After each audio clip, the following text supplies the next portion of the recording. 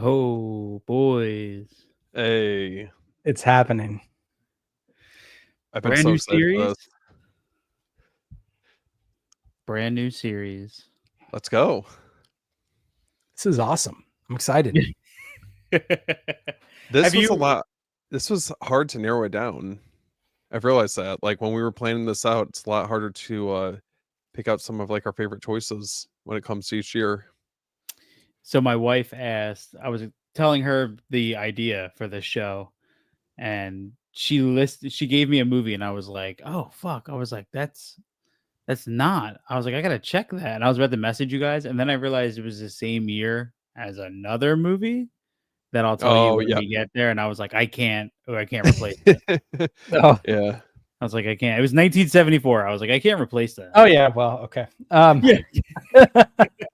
It's funny. I think this one was harder to nail down the titles because we only have so much time and we have so many years we're starting off with. I think the next episodes come be a little easier. You think? I think it's going to get harder as we get into. Mhm. Well, once we get into the 80s, I think it's That's what I really was going to gonna get say. tough. Yeah. I was wondering. I was like, man, if when we get into 2000s, are we going to even have enough to? We might have some like gaps. Like we might have to do like 2001 to 2003. Like you know what I mean? Yeah, we'll figure something out. That's a long way away. Exactly. Yeah. Chris is living in the future. I'm sorry, man. I can't help it. He's a Um, what's that? I said you're a planner. You can't help it. Listen, bro, I'm planning for the future, man. Listen, at least I know this show is going to go until the 2000s. Yeah. Yeah, exactly. That's a vote of confidence. Exactly, dude. That's my point. So now for you guys, do you feel like this decade, do you guys lean more towards the 70s or 80s or like what's your guys' favorite decade, I guess, before we kick this off?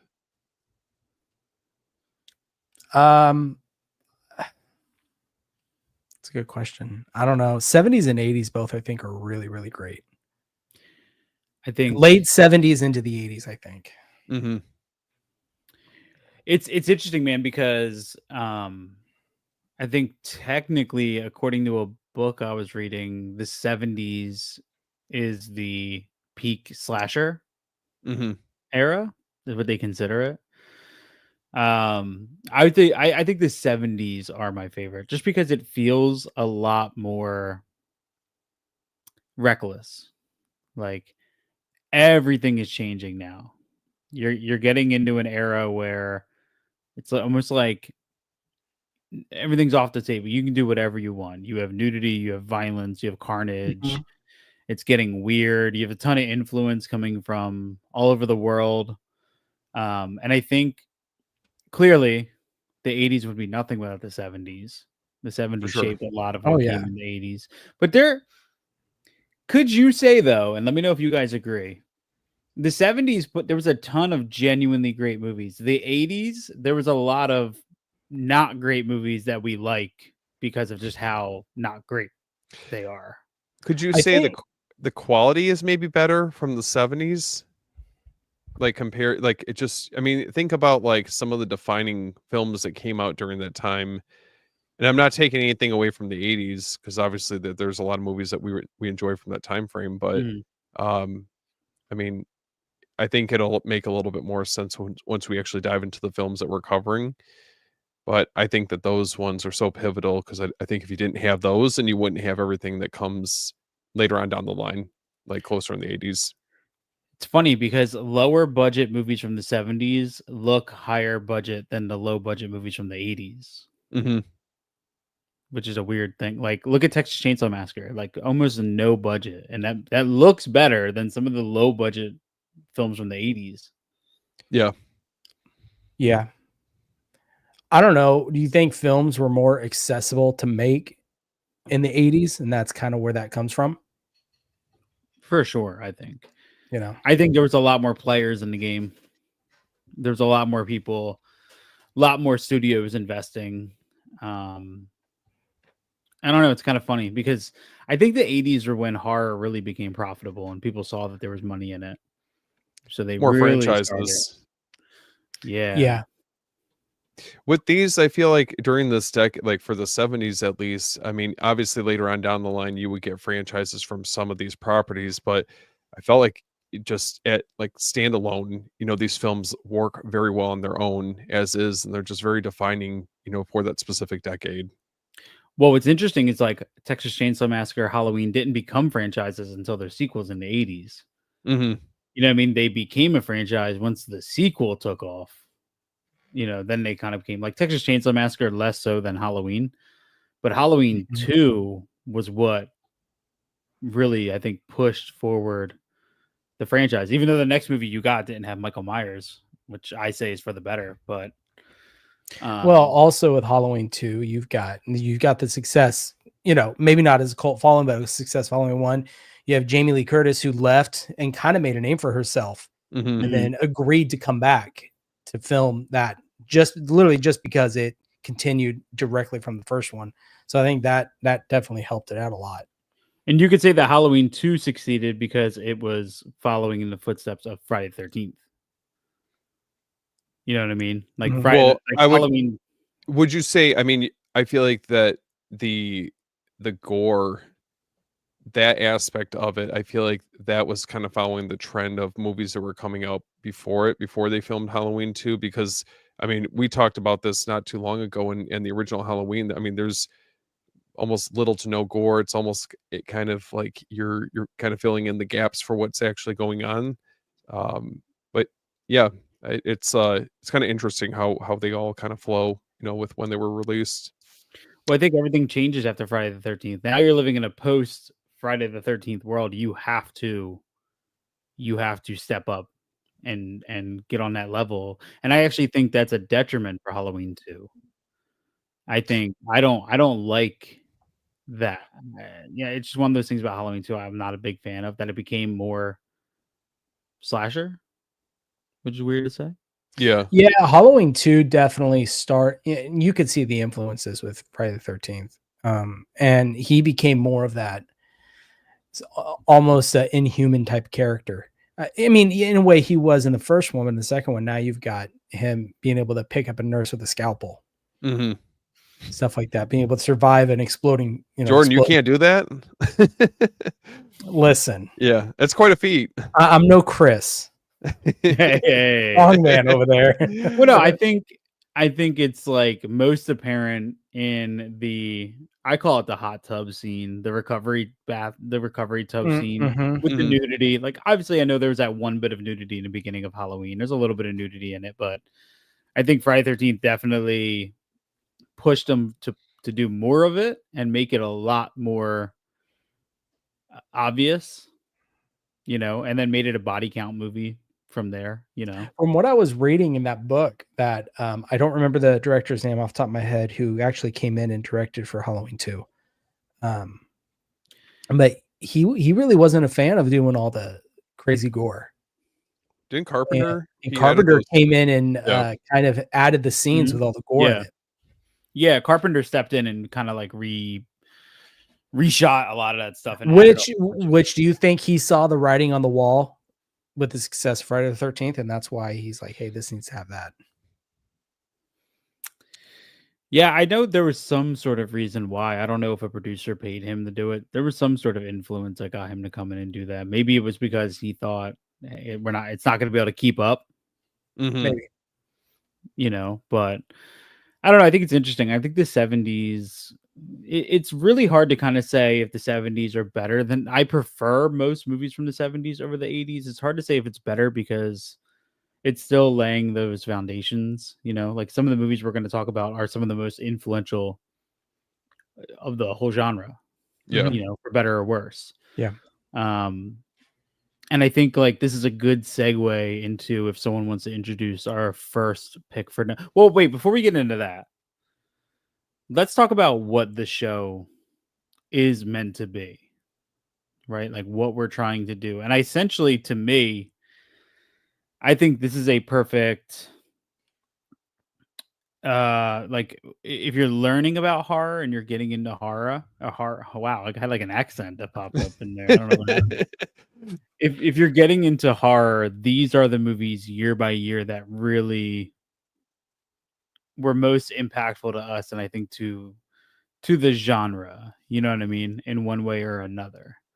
Because we collaborate. I mean, we went back and forth on a handful of these, just kind of trying to like iron out what movies we wanted to really cover. But I mean, I'll still like stand by it. I felt like it was kind of challenging for certain years because there were so many good movies that came out during that time.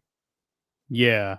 I Mhm. mean, we had a couple years, like there was a lot of swapping in the beginning of this, trying to figure it out. I mean, at one point, I think in the beginning, we had like 2 or 3 per year that we Mhm. were It tossing was it around, was something like that, yeah. right? And Yeah, it was just it was a really lot. had to narrow it down. I want to say what's up. What's up, Going on, dude? William? The bearded Irishman. Was What's that up, my dude? secondary account? Was That's he? funny. He was referring back to the 70s. There was more magic in those films. It I sounded think like. so. I think that's what he Yeah. was talking about. Yeah. Well, 80s became like really cookie cutter. You know, once Mhm. everything was established, everybody was just copying each other. I was gonna say it was big ripoff. Everything. Everything like post 84, I feel like got like really, you know, yeah, like the occasional. It was like once Nightmare on Elm Street came out, everything kind of got, they're fun. I'm not bashing them, love them, but Well, would you argue that during that decade it was very franchise focused? I mean, yeah, a lot of very heavy on the sequels. I mean, and a lot of those, obviously. I mean, I probably once we get to that point, it's going to be challenging navigating through that. But yeah, a lot of those sequels. I mean, it just felt like that's where it was at during that time frame. yeah. I mean, I'm looking at our list here, and we actually have a couple of franchises on here that came out of the 70s, for better or worse. Mhm. Yeah, I was just about to say. I don't know if it's necessarily a good thing, but Well, they're at least they're foundational for it. Mhm. It's actually pretty amazing. Like there's 1, 2, 3, 4, 5 that have been remade on our list, and 1, 2, 3, 4, 5 that have been franchise or sequeled. I wouldn't Yeah. say some of those have been sequeled. Not all of them have been franchised.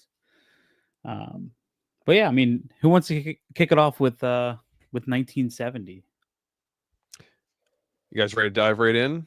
I'll let you do it, Steven, because I know this one has a special place. Well, I had a your chance heart. to talk about this earlier in the week, and that movie is none other than The Bird with the Crystal Plumage. So, came out in 1970. Little known film from Dario Argento, his directorial debut. And this film, we have now all had a chance to check this out, and I would say, I mean, I'll just kick it right off. I think that this is a very accessible giallo film if somebody's looking to get into the subgenre, and I feel like it's a very defining film just in general when it comes to horror. I'm really curious, Jordan. What's Hmm. your? Because like I have a bit of history with Bird of Crystal Plumage. What, from kind of a newer perspective, was your opinion on it? And I think I told Steven, and he about slapped me when I said it. It was it wasn't my favorite, just a personal preference. I could, as watching Argento films, going from his early work and moving across to later, you can kind of see he's got his giallo, but he starts as they go to introduce more of the horror stuff, straight up horror into his films as the films go on. I did notice that. Yeah, I mean, it was a really great film. For what it was, I appreciate it being Argento's very first film. Yeah, that's There pretty. was- It's pretty standard. Yeah, I mean, I think Chris, weren't you? Was this is the one where the guy goes into that house with the painting and he ends up the cat? Okay, Yeah, I got it confused. Some of these they early sometimes get very confusing. You can swap yeah, them. it's like Bird with the Crystal Plumage is, I feel like, most underwhelming when you're already familiar with most of Argento. because it is super stylized. I mean, the opening yeah. kill is still my favorite. Hmm.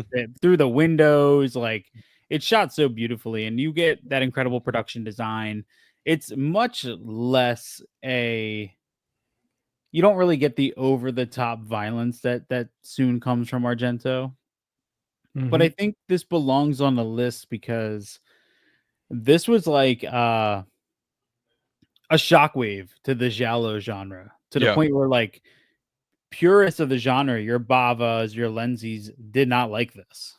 Like they were like, "Whoa, hold on, this guy," because it follows enough of the giallo boundaries to be considered, but it was so hyper stylized and so different. I think it really kind of left a bad taste in the mouth of the community, and I think it wasn't really until Deep Red that did Argento like really cement himself. Um, it's still a great mystery, though. I mean, I Yeah. really don't want to spoil it, but I did not. I didn't see the twist in this coming. You know what I liked about it though is it was a twist that you look back, you're like, I should have seen that. Yeah. Yeah. That's what I liked about it. I thought it was really interesting. Well, I think you're perceiving everything through a certain lens when the Mhm. film opens up and during that opening sequence, and then it kind of flips everything.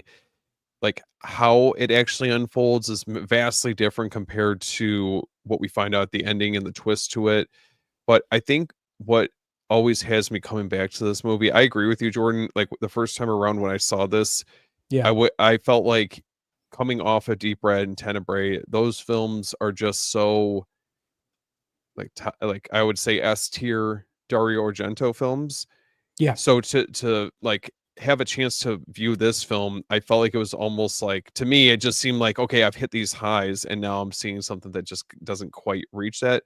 But this film for me has kind of really grown on me as time has gone on, and you can see obviously what would become, the groundwork for Tenebrae and Deep Red. And you know i- I would say it's probably the strongest entry out of Argento's Animal trilogy Mhm. in comparison to the other two films that he did. So we have the Cat O' Nine Tails and Four Flies and Gray Velvet, with each that came out 1 year apart. So, and it's Argento's directorial, I can't even talk, debut. Um, I don't know. I think it's super impressive. And then to top it all off, you have a stunning score from Ennio Morricone. Mhm. Um, Yeah. I think when you take it all in, that's where I think I appreciate it on a deeper level. Yeah, I actually think of the Animal trilogy, Four Flies on Gray Velvet's my favorite. Okay, I I could see love that. it, especially with the new 4K. It really brought a new life to it that I really admired and I really appreciated. Plus, I think like that one's a little bit more on, like it has a little bit more rewatchability than Bird with the Crystal Plumage, especially like that. Bird with the Crystal Plumage is not in the fast paced giallo No. genre whatsoever. No. It's a little bit of a slog. I mean, to be honest, like it kind of moves along at snail's pace. Um, but it's still phenomenally shot, incredible score, great characters. Yeah, I think it's kind of like it's hard because I would encourage people to not use this as the first foray into Argento, but to get into some Argento and then go back to this. Hmm. Like I would start a little bit later and then go back. I think it was a good reminder of, okay, this is our foundation Hmm. Mhm. with Argento. And I mean, I don't know if you guys would agree with me that with Bird with the Crystal Plumage, yeah, it shook up the whole community of, all the Italian directors. But I mean, eventually that this is what became known as giallos now. I mean, when people think of a giallo now, this is what they think of. They don't think of the earlier stuff. Yeah, and I think it made it more popular. Like this, a little bit more of a niche genre of film Mhm. became more popular outside of like the films that were being, released during the 60s. I think it just capitalized it, took what those films did well, and I think Argento just put his own touch on it, and that's how we got the final product. But Yeah. I don't know. I just had over time I've had a greater appreciation for this film and how it laid out the landscape for everything that came after it. such a great plot device. Like writer in a foreign country, and all of a sudden kills are happening based on his own books. Hmm. Such a great premise to just kind of like shake things up enough. You know what I mean? Because like instantly you're like, oh well, it's clearly this guy. And then as the movie goes on, it shakes it up so much. Mm-hmm. It Well, he doesn't- did a similar thing with Tenebrae too. Mhm. Oh yeah. Yeah, Tenebrae as well. Yep. Yeah, I mean, I think Bird with the Crystal Plumage is up there as like a absolute must see, like no doubt. But Yeah. as a segue, I do want to say I don't think anything we know about the slasher genre would be without our pick for 1971. Real quick, So, just say what is up, dude. Happy What's Sunday. up, Say dude? hi. Jordan, did you get a chance to see our 1971 pick? I started watching it and then I had to come over here. It's on Shutter, so I didn't finish it, but I was watching it. Okay, all right. Okay. So for 1971, we couldn't not pick this. I mean, especially between Steve and I think it was pretty clear. We're going with Mario Bava's A Bay of Blood, which is Oh, yeah. funny. It's really funny because I do feel like this is one of the harder to find. Like, you know, the Blu-ray was, That's an understatement. you know, yeah, like this. Thank God for Shutter, because Yeah. without Shutter, this would not be. Oh yeah, I could not find it. I mean, at least without spending, an absorbent amount of money. Yeah. Well, Chris, I feel like this is like one of the few titles now. I mean, with the Bava box set coming up from Scream Factory, and then we got Blood and Black Lace from Arrow on 4K. But I feel like this is the one that's kind of I would say one of the more popular films from Bava that hasn't really gotten like some sort of like a boutique release, unfortunately, yet. And I feel like that is much Mhm. needed. Yeah, well, Arrow years ago put out that Visions of Bava set, and they had Black Sunday and Bay of Blood and Mhm. all that, and now that set is going for like $800 on. Didn't on they eBay. do like the window slips? I think they did a Bay of Blood with I think that. they did a couple of those. Yeah, back when Arrow was doing the white window slips. Yeah. I think another company put out Bay of Blood too. Was it Kino Lorber? Well, I know it's a Kino transfer that's on Shutter, and it looks good. Yeah, I feel like there was a Kino Lorber Classics release of Bay of Blood. Can't remember off the top of my head. But yeah, I mean, I don't think Friday the 13th doesn't exist without Bay of Blood. I think slashers in general kind of don't exist without Bay of Blood. I think Steve made a mess. Yeah, hang tight, guys. One sec. But watching a Bay of Blood, yes, I got a lot of that Friday the 13th vibe from it. Yeah, it's pretty like, I mean, I'm always a sucker for that like Agatha Christie who's trying to get the estate plot. Yeah. Like I always think that's fun, like what Knives Out did. Mhm. Well, I'll tell you that opening shot was incredible. Dude, the whole From that opening movie. scene is incredible. That's what I'm talking about. That's what I mean. In her house and Mhm. with the rope, and then Yeah. there's actually a third person in there. Yeah. So That opening scene is great. It's funny because that opening scene is so gothic, and then the rest of the movie just goes into like bright, sunshiny, mhm. you know, But like I almost- like that gothic kind of flare style. I love that. So Yeah. Bay of Blood is cool too, and I'm happy it's finally getting a release. It sucks that it's stuck in that big $200 box, mhm. you know, which I still haven't gotten, by the way. I need to. Oh, yeah. I got mine. Just yeah. Is this supposed to ship soon? I don't even know. I'd have to look, but I mean that box set alone is phenomenal. All the stuff that is coming with. Yeah, Let's I'll be see. getting it. Very happy though with the ton of titles that are in there. I mean, I think this is kind of worth it alone with Black Sunday. Let's see. So the 31st so July 31st. So we got a bit. Oh, July 31st. Mm-hmm. Oh man, which name do you like better? Do you like Bay of Blood or Twitch of the Death Nerve for this movie? What a name? Oh yeah, I like Bay of Blood sound better. Yeah, I think Twitch of the Death Nerve sounds so like sadistic. Yeah, I mean it does, but I don't know. Maybe it's just because it just sounds. I don't know. That's what I'm used to hearing is the Bay of Blood. Yeah, yeah. No, I think if you're into slashers, there's no better like place to start. It's pretty straightforward. Steve, how you doing down there? Oh, I'm good. I'm good. You spill your Topo Chico? Yeah. I just accidentally spilled it, so I just want to make sure what didn't get my laptop. For 1971, hell Dude, yeah. that's And awesome. a Bay of Blood. All right, man. We just want to make sure you're all good. Oh, thanks, guys. What did you guys end up covering as far as with Bay of Blood? I asked Jordan if he liked the name Bay of Blood or Twitch of the Death Nerve better. I feel like I like Bay of Blood. Yeah. The Twitch of the Death Nerve, I think it sounds sick, but Bay of Blood is just, I don't know. I'll tell you, Twitch of the Death So Nerve. When I iconic. hear that sounds like it'd be like a Lorna Shore song or something. If you guys know who that is. Yes. Yep. Of course, dude. I just pre-ordered the new album. Of course I did. Dude, I've been listening to a lot of them lately. Their new, did you hear that new track they put out, that new single? I believe so. I did. Weeks ago now. It's good. Yeah, it's solid. Really good.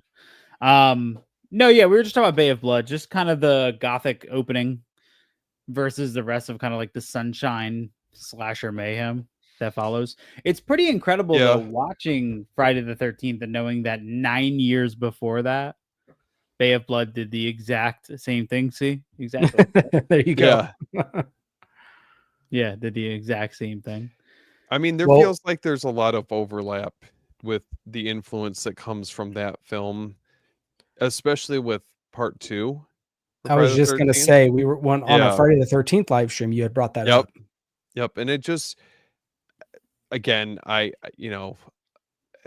trying to take it at face value because I believe Steve Miner, the director, had said that he had no knowledge of that film he claims that he didn't take any influence from it. But I just feel like, the kill where, the couple are on the bed together, I just feels like that's, I don't know. I mean, it's kind of is it, are you talking about the one, the spear through the, okay. It's funny because I just thought he's like, yeah, Bay of Blood. I've never heard of that. He's like, I did see this movie, Twitch of the Death Nerve, and they did have something very similar. I don't know about that one, but he's like, oh. just a name mix up. That's all. Yeah, I mean, it sucks that this was hard to find for a long time, but Shudder, for sure. Anytime Bay of Blood is on Shudder, it's on their horror essentials playlist because I think it is kind of like mandatory viewing, but it's a fun movie. Yeah. I don't know though and I'm going to segue again because for 1972, this movie poster is actually hanging over my head right now. It's a favorite of mine, as sick as people might say that is. I love this movie. Wes Craven, who brought us A Nightmare on Elm Street and Eaten Alive and Scream. Before all of that, and Sean Cunningham, before Friday the 13th, brought us The Last House on the Left. Oh, look at that over there. Come on. Yeah. That is so prepared. That is pretty cool. What do you guys remember? Because I feel like this is one of those seminal experiences that you kind of experience this movie rather than just sit down. Like nobody finishes Last House on the Left for the first time and is like, all right, I'm just going to keep on with my day. No, not at all. Do you guys remember what it was like the first time you saw this? I was younger, but I just remember, of course, the scene, right? That's in the forest. But it feels like a fever dream. Thinking back, trying to remember it, that's what it feels like.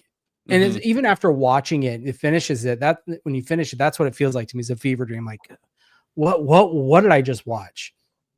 And I think there are times like with the cops in the film, kind of take you out of it just for a split Yeah, second with I the would agree humor. with that. That is one thing I do have to give the remake that I thought they did a pretty good job. Is there was from I remember there was really no there was no humor as much to it. That's the only thing I kind of negative, and it's not really a negative, I guess, for The Last House on the Left. But best way to describe it is like a fever dream to me. It's a very, I mean, compared to like most horror films, I feel like the subject matter is pretty tough to sit through. And I don't, obviously this was years ago when the film came out, but I think even upon rewatch, I mean, during that specific scene, it's very uncomfortable. I feel like by the time you're done watching this movie, you feel kind of gross. I don't know. I mean, at least I do.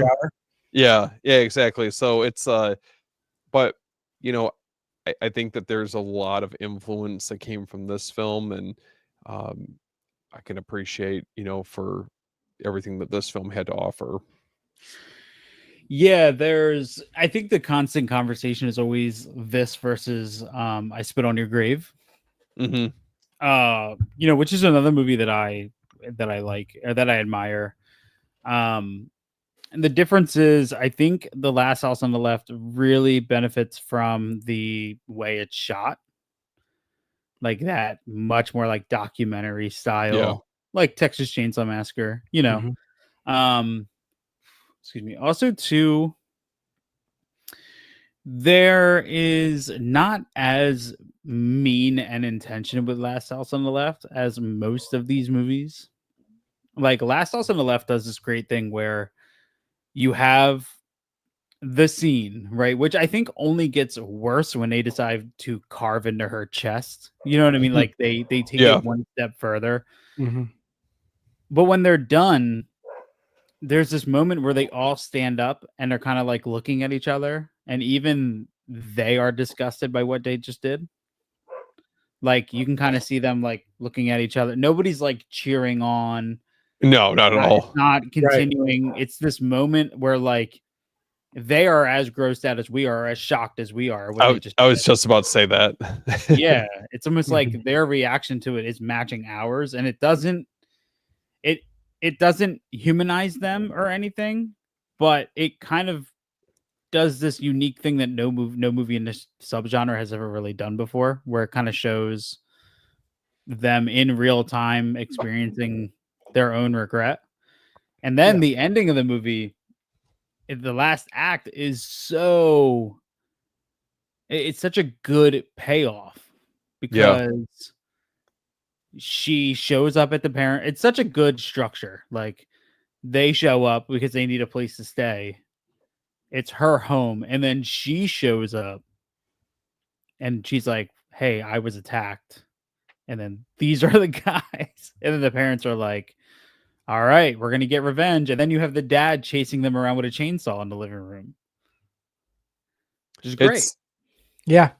I feel like it's, for us as the viewer, it's very satisfying to get that type of like ending. You know what I mean? I mean, it's like they're exacting their revenge. And I feel like those films, I mean, no matter how hard the subject matter is, I feel like it's just a very satisfying way to like close out the film.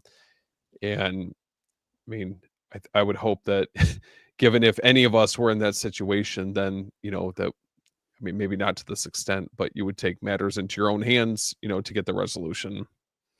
Oh, well, that's the question the movie asks. Like in the own way, the movie's like, what would you do if you were these parents and this happened? And I would do the same exact thing, if not worse. You know what I mean? Yeah. It's different because I Spit on Your Grave is equally, it has great revenge in the end. And I think that movie more so accents like the revenge of the strong female character.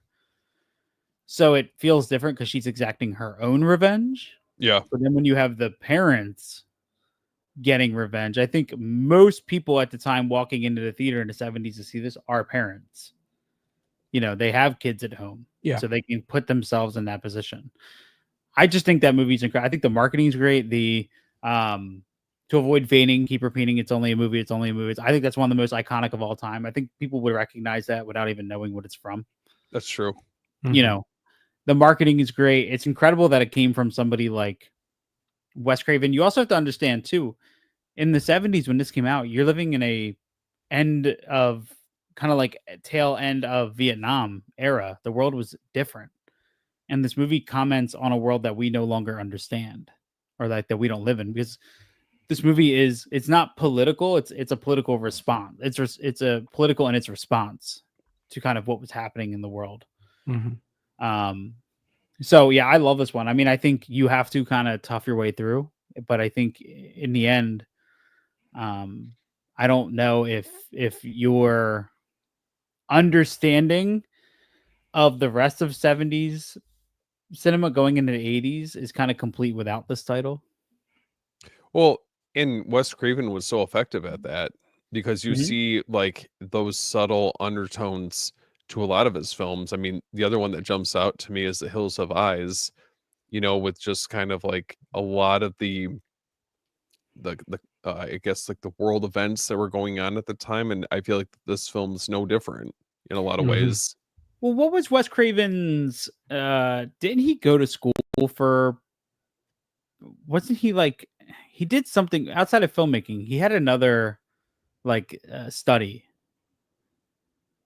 I believe he has a master's degree in philosophy and writing. That's what it is, philosophy. Yeah, master's degree in philosophy. So there's obviously deeper meaning to everything that he did. He's whether he intends to or not, he's gonna put it in there. You know Mhm. what I mean? But Yeah. I think that's what's most incredible about Wes Craven, about his filmography, is how impactful most of his movies were. I mean, sure, at the end you started getting, some more forgetful, just kind of like genre fare, but to have I Spit on Your Grave, The Hills of Eyes, Nightmare on Elm Street, like he sort of changed the genre every time Each decade almost. every Yeah. time he got a Scream chance. and the Scream for the I was gonna 90s. say, even Scream. I mean, even with Ruggero Deodato's House on the Edge of the Park. That's Like another that's a great one. direct ripoff of House on the Left. Like you can't look at, I mean, the assault revenge subgenre doesn't really exist without Last House on the What Left. about Well, Night that's Train what I was Murders? gonna. I was just about to ask Yeah. that. Yeah, that's another one that feels like it's taking a lot of influence from this film and translating it into like their own take on it. But Yeah. Let's while we do this, let's tell people kind of where they can find this on physical media. So Arrow has did they do a 4K of this? No, it's just a Not yet. Blu-ray for the Okay. original. For the remake, they have it 4K. Okay. They did a limited edition one. I have that one with the booklet and stuff, but yeah, Yeah. you can just get the Arrow standard one. I don't think there's another release for this one. I think that's sort of like the quintessential. it's a nice box set though. It is nice. Yeah, it is. No, it's a really nice box set. I like the art. Actually, the Mhm. poster that I have is from that set. Oh, no way. that I have Oh, hanging really? out. That's cool. Yeah, it's the one I flipped it to the original art. So Bay of Blood is Good luck in that one. yeah, I was about to say hopefully a 4K, Buy the maybe? $200 Bava set from Shelf. Oh no. Hey, don't Yeah. be like me and buy that. Dude, wait, Steve, did you buy it too? What? Did you buy the box Bava set? I did. The Scream Yeah, Factor one I did. I still need to. If anybody I wants to wouldn't be donate, I wouldn't be surprised. I Jordan, wouldn't I be thought you were surprised if someone did put out a 4K of A Bay of Blood, though. well, it's I'm- it's the one title that I feel like is missing. Like one of his more notable titles. Mhm. I'm sure it's coming. I'm sure Scream Factory is working on it right now. They're scheming. Or hey, Arrow, add it to their. Sorry. Yeah. I have more faith in Factory's Arrow. the meme. Scream Factory is the meme of the guy that's like Yeah. watching all those Bava box sets sell. Like, all right, rake it in. Say the Marvy. It Yep. did. Yep. I did the booklet, the book. Of which all I'm not people, gonna Chris, get. I'm just shocked. Bro, look, man, life's hard out here, man. Stuff's expensive, bro. There's too much good stuff coming out, man. Dude, this year alone has been pretty crazy. I'm just Yeah. I feel like I'm like barely staying above water. Yeah, like, it's right here, I mean, bro. yeah. Yeah. Every time I get caught up on, like whatever pre-orders, I feel like, and then it dawned on me that we still have the Nightmare on Elm Street box or the box set coming up in the near future, which that's another Yeah. one where I'm like, that is not gonna be cheap. Steve's under or just above water. I'm using a snorkel right now. I don't know what you guys are talking about. Mind you, Jordan still needs to buy a truck. Hey, I have a vehicle for now, and so Yeah, you got a Band-Aid on it. Yeah. well, then the other one, the bird with the crystal plumage, that's an Arrow set. Mm, Yep. Yeah, that has an that's a Arrow. nice one. It's Blu-ray and 4K, right? They've done of that. Yeah. Yeah, they did a 4K of that. In Yeah, their I have the 4K one. That one they had for the 4K box set. They had the original art and then the newly commissioned artwork on that box set. But Which I really like the newly commissioned one. The kind of Argento box sets, they kind of all did matching. They did the black. Yeah, for the Bird trilogy, they did the black. Mm-hmm. Well, they didn't do Four Flies, but for Cat of Nine Tails, they had the black. Yeah. And then same with Deep Red, they did it for Tenebrae. mm-hmm. So Yeah. So now here, so going into 1973, I think clearly anybody that knows horror knows that we're going to talk about The Exorcist. yes. Oh yeah. William I wanna- Friedkin's. I want to ask though, over the years, The Exorcist 3 has become my favorite. Yep. I would agree. How do you guys stand on it? Really? All three of them? Oh, Yeah. by far, it's a better made film. It's more rewatchable. I think that too. I mean, you had the original author come and do the movie. William Peter Blatty. Yep. And then you have, what's his name? He was in The Changeling. Why can't I think of the actor's name? George G. Scott. Yeah. George C. Scott. His performance in that, and then not It's like only a master him. class. Well, he's great, but man, I'm terrible with names right now. Brad Dourif. Brad Dourif, dude. Oh That yeah. is some his Oscar worthy stuff. His monologues that he gives when he's being interviewed by George C. Scott is phenomenal. And one of the best jump scares Yes. Yeah. That was- ever. Oh. Are we Well- talking about Creepy. Exorcist here? Or are we talking about What about the whole transition you see Brad Dourif go through? You see him slowly transition between the two characters, Yeah, and it's the same shot. dude. So the first Exorcist, it scared the fuck out of me. I Yeah. mean, it's the Dick Smith Regan. You know what I mean? That was his makeup on Regan. It wasn't anything that she did. It was just me seeing her face was enough Yeah. to traumatize me. Okay, so can I ask you guys, like, how early on did you see this film? Dude, I was 8. Oh Oh. man, I was like 5. Okay. Yeah. I didn't see it was, quite that and I early. think I talked about this with the Friday the 13th. When I was young, my dad had all these movies, Mhm. and I had free reign to grab whichever movie I want off the shelf and throw it in. And he had talked about The Exorcist, and I was like, "Yeah, let's watch it." And it traumatized me as a child. It was bad. It's I not an easy specifically- watch. That's for I sure. specifically remember the head turning scene, Mhm. and at that point, I was like, "I'm done. I can't finish this." When I was a kid, that's kind of where I was like, "Okay, no, we're not." And even to this day, when I watch it, there's still that little bit of anxiety that creeps up Yep. every time I watch it. Oh, yeah. It felt like it was such a talked about movie. Like, out of all the horror movies I saw growing up, this was the one that I remember across the board would scare the shit out of anyone who watched it, and that made me want to see it more. So when I finally did, I'm like, this is like pretty intense. It's not something I could just sit down and casually just watch whenever. But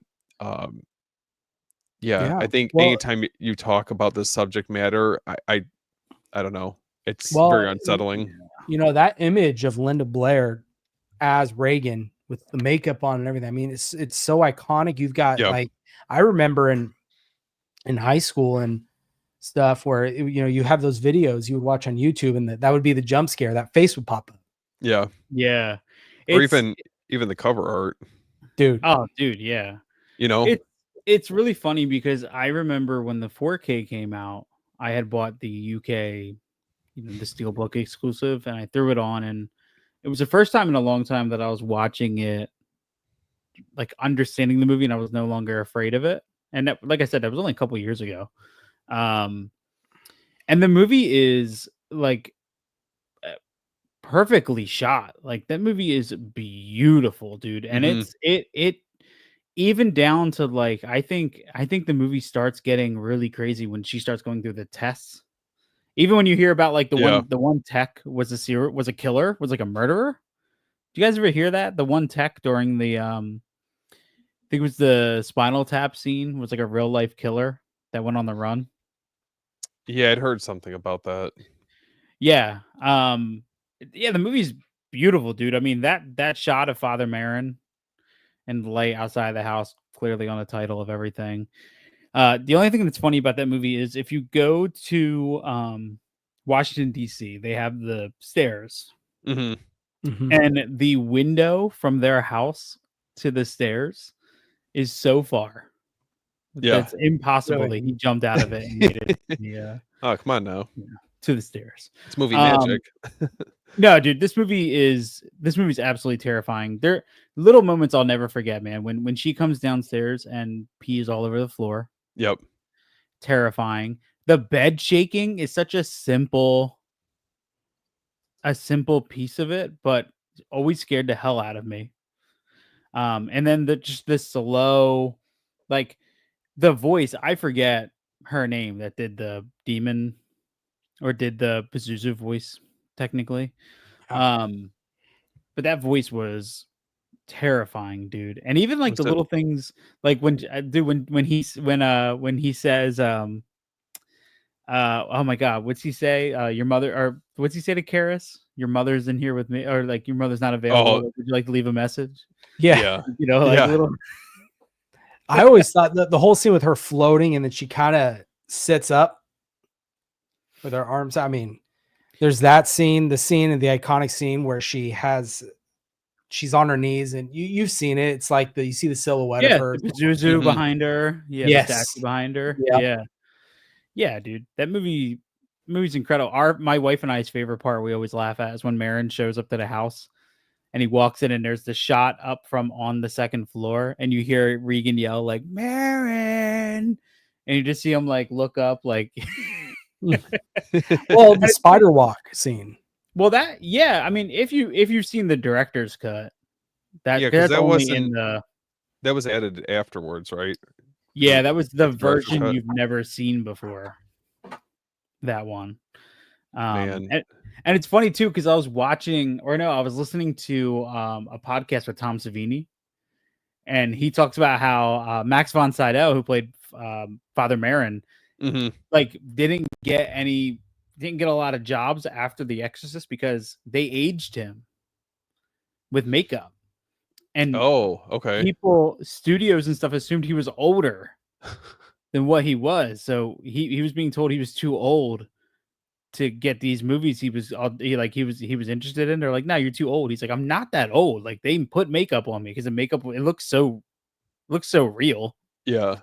Well, and Yeah. I feel like the location of like once the priests get involved, then at that point it just feels like it's almost claustrophobic at that point where you know that like once they're in there, it's not going to get any better. It kind of like slowly kind of I feel like is like suffocating at a certain point, and you're just looking for some sort of like a resolution. But yeah, that I would say like the last third of the movie I just think is so like uncomfortable to sit through no matter how many times I've seen it.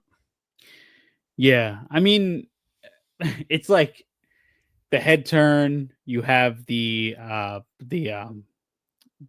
crucifix masturbation scene. Oh, dude, that one Yeah. Oh. makes Insane. you feel real dirty. Like, yeah. Like, there's so much crazy shit in that movie. And then the behind the scenes is even like Freakin' is, I think everybody puts, and I don't know, let me know your guys' thoughts. Like I like Kubrick. I put Freakin' over Kubrick to me. I think they were both incredibly like specific and detailed filmmakers, Mhm. and to their own downfall, considering all we know about both of them and how they treated actors and other people on set. Yeah. Between the two, I'm gonna go with Freakin'. Really. Yeah, yeah. Maybe it's just my You know, taste. as much as I love William Friedkin, Stanley Kubrick, I love his work, and I mean, I'm not I'm sure you do too, but Mhm. I aim a little more towards Kubrick for that one. That's tough. It is, because you look at, like, clearly, The Shining.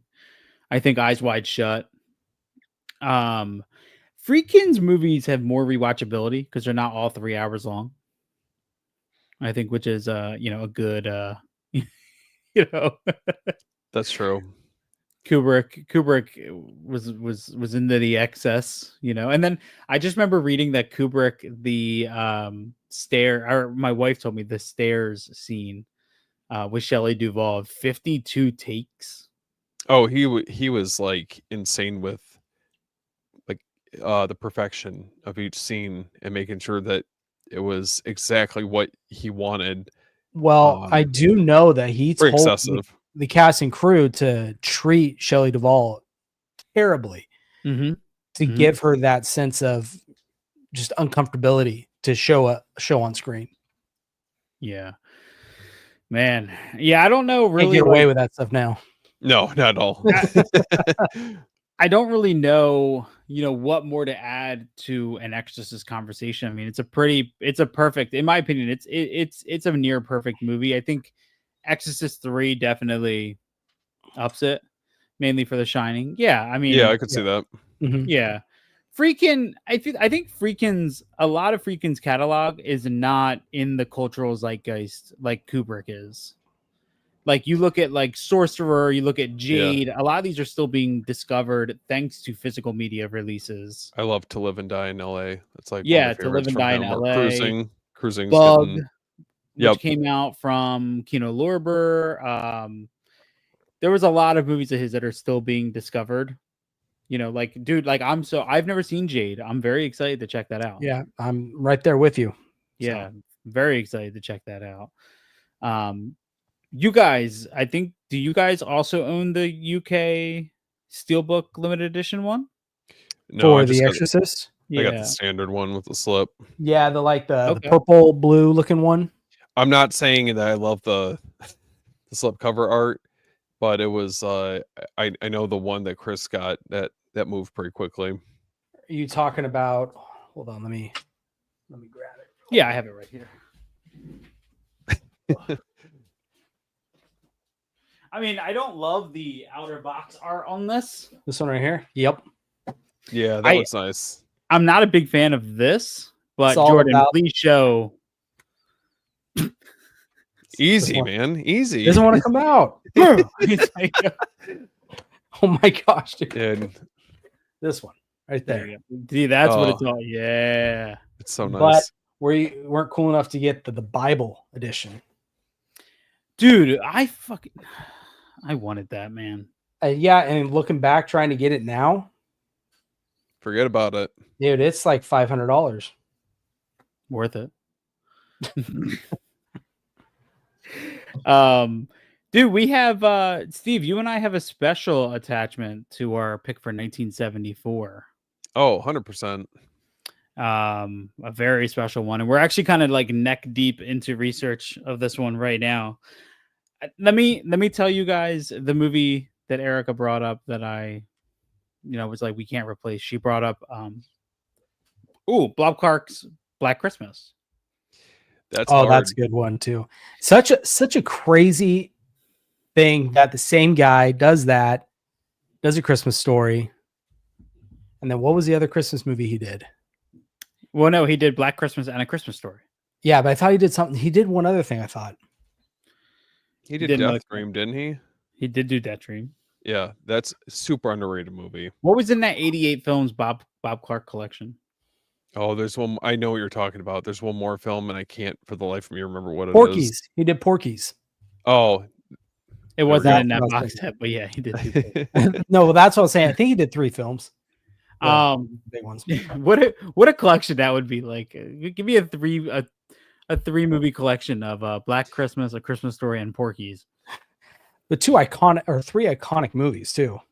Do you But- feel like Black Christmas took a while to find an audience though? Because I just don't remember that talked about quite as much as like some of the other films that we mentioned growing up. I don't know about you guys, but Well, I think it's kind of lumped into the holiday horror conversation, you know. for I sure. think more like because we don't have any other we don't have any holiday ones on our list. So I feel like that's the reason why. But our pick, I don't think we could pick a different one. I don't think we could for 1974. It has to be. Can I reveal it? Dude, go ahead, please. See? There God, it is. I came prepared for this for this live stream. I was actually just. I God got damn, this don't show me that. Can't do that to Chris. Hold on. I'm sorry, Chris. It's like, Dude, let me he's make it work. gonna do that hard thrust with it. I was actually just I watched this today. Good man. Such a You're good going to be so. For those who don't know, Steve and I, along with our friend Chuck, host Beyond the Blood podcast, where we discuss horror movies based on their audio commentaries. And our season 2 kickoff episode is on the Texas Chainsaw Massacre, and Jordan will be on that episode. I Yep. will. I'm excited. That's gonna be can't so wait. much fun. Yeah. I don't know if like there's a more influential film from the 70s, in my opinion, than Texas Chainsaw Massacre. And this is one of the ones that I was like, yeah, you know, the franchise. Obviously, Tobe Hooper came back to do Texas Chainsaw Massacre 2. But yeah, this was, I mean, I think this is the quintessential horror movie, like in every way. I think this movie's perfect, beginning to end. Yeah. I don't think there's anything you could change about it.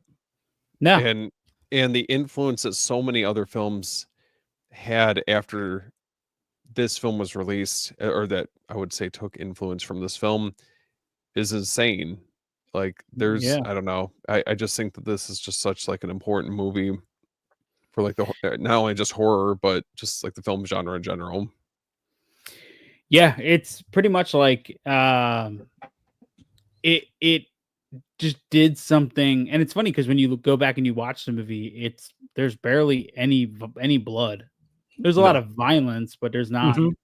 There's barely a drop of blood in the whole movie. Leatherface is just as terrifying today as he was back then, no matter how many times they try to make him not scary. I'm talking to you, do you think, cuz I just don't know of a more influential film. I think there are directors who reference this movie and don't even realize they do it because it's so in the zeitgeist of horror filmmaking. You know what I mean? Well, I just watched X not that long ago, within the last like day or so, and there's so much influence in that film from Texas Chainsaw. Like even like Mhm. key shots in there, it feels like it was directly influenced by the original Texas Chainsaw Massacre. But talk about a movie that just makes you feel like super grimy, you know, by the time the Yeah. credits roll, you know. Yeah. Yeah, I still think he was scary. It's just that line. Do you Line think bothered so? you? Wait, you mean to tell me there's a fan out there that was that when they heard "Do you think?" Cuz Yes. they were like, "Hell Yeah, yeah!" let's get it. I mean, even old man Leatherface in Texas Chainsaw 2022 was still scary. I mean, he slaughtered an entire bus full of the worst on-screen humans I've ever seen in my life. Yeah. That bus scene. Good Lord. Yeah, dude. Yeah. I mean, yeah, it's really hard because I don't like. To me, this movie's always been. It was never scary. It never outright scared me, but it changed. So when I was a kid, dude, I thought this was so disgustingly violent. Mhm. And then I remember watching it 5 years after that and being like, oh, this movie's like tame as hell. You know what I mean? Yeah, Yeah. I think with Texas Chainsaw Massacre, it's not necessarily that it's scary, but it's one of those movies, and Toby Hooper does such a great job of getting under your skin, whether it kind of Yeah. agitates you a little bit, makes you feel uncomfortable right from the start. That scene with the bodies mounted on like as a I don't know what you would call it. It was on a gravestone, wasn't it? Mm-hmm. Mm-hmm. Yeah. And then you hear the radio broadcast, and it's just terrible things happening left and right. And so he's just gearing you up for what you're about to go through, which I think is just great. And this is like one of those times where like the based on true events thing like really hit, Well, you know. it tiptoes the fine line between you questioning whether or not this actually happened, you know, and I think that that's like what makes this such like a important movie. Like, I don't know, it's so creepy. Well, that's Once it what's went, funny. Even I'm sorry, I didn't mean to cut you off, man. I oh, just you're want good. to say, even the dinner scene, for as over the top as it still feels real. It still feels utterly believable. Well, it puts you right in there, puts you, you know, in the seat of what's her name? Is it Sally. Sally. Yeah. The POV shot with, you know, them all looking at you at the head of the table. The close up of the eye on her, just Yeah. like express so expressive in fear. Mm-hmm. And there's like Unhinged. there's like a technical thing about this movie, like the chainsaw, how loud it is, Mhm. and like the sound almost like pierces your ears because it's got like that tone to it. It's so loud. Even the dinner scene is so hectic. It's incredibly everybody's yelling. The score, which was recently remastered and released by Waxwork Records. I bought good. the CD. The score is like just fuel on top of the fire, man. It's so creepy, even when separated from it's just noise. There's no very little structural music. No, well, that's the thing. Like I said earlier, it just puts you on edge. Everything about that movie is designed to just put you on edge. Yeah, dude, Daniel Pearl's cinematography. It's funny because I was watching something, and I guess it was an interview, or I was watching to Ryan's Reconnected show, and Will Dotson had mentioned how he read an interview with Daniel Pearl because he also shot Texas Chainsaw 03. And Daniel Pearl said he wishes he could have done a lot of stuff he did in 03 with the original Texas Chainsaw Massacre. And I'm thinking, no, I wouldn't change a thing about how you shot that. What would he want to add? I mean, I guess in their eyes there were restraints, you know, like budgetary restraints and stuff, but that's what it's part of its charm. Yeah. It's exactly. I mean, who will never forget that shot leaning up under the swings? Oh yeah. You know, to the house, like, dude, that movie is I mean, even the shot of the door sliding open. And it's still so unsettling. Like that loud sound when it like opens up, and you're like, oh hell no. Well, Rob Zombie, and I would argue, took influence right when Kirk gets smacked on the head and he starts twitching on the ground. You got the same thing in Rob Zombie's Halloween. Yeah. And I mean, in 1974, to have somebody twitching like that on the ground, that's even in 03, that character's death, he dies by the same way. It doesn't have the same impact. Even though there's actual blood in it, there's blood that splatters on the TV screen. It just doesn't have the same same effect. The original is more effective, I think, or that sequence. I think they mean 2003. Yeah, I was gonna say I don't remember unless there's one I don't know about. There are things I will say about the 2003 remake that I feel like is like it's scary in different ways, but I think it's less is more for the original. And there's a lot of like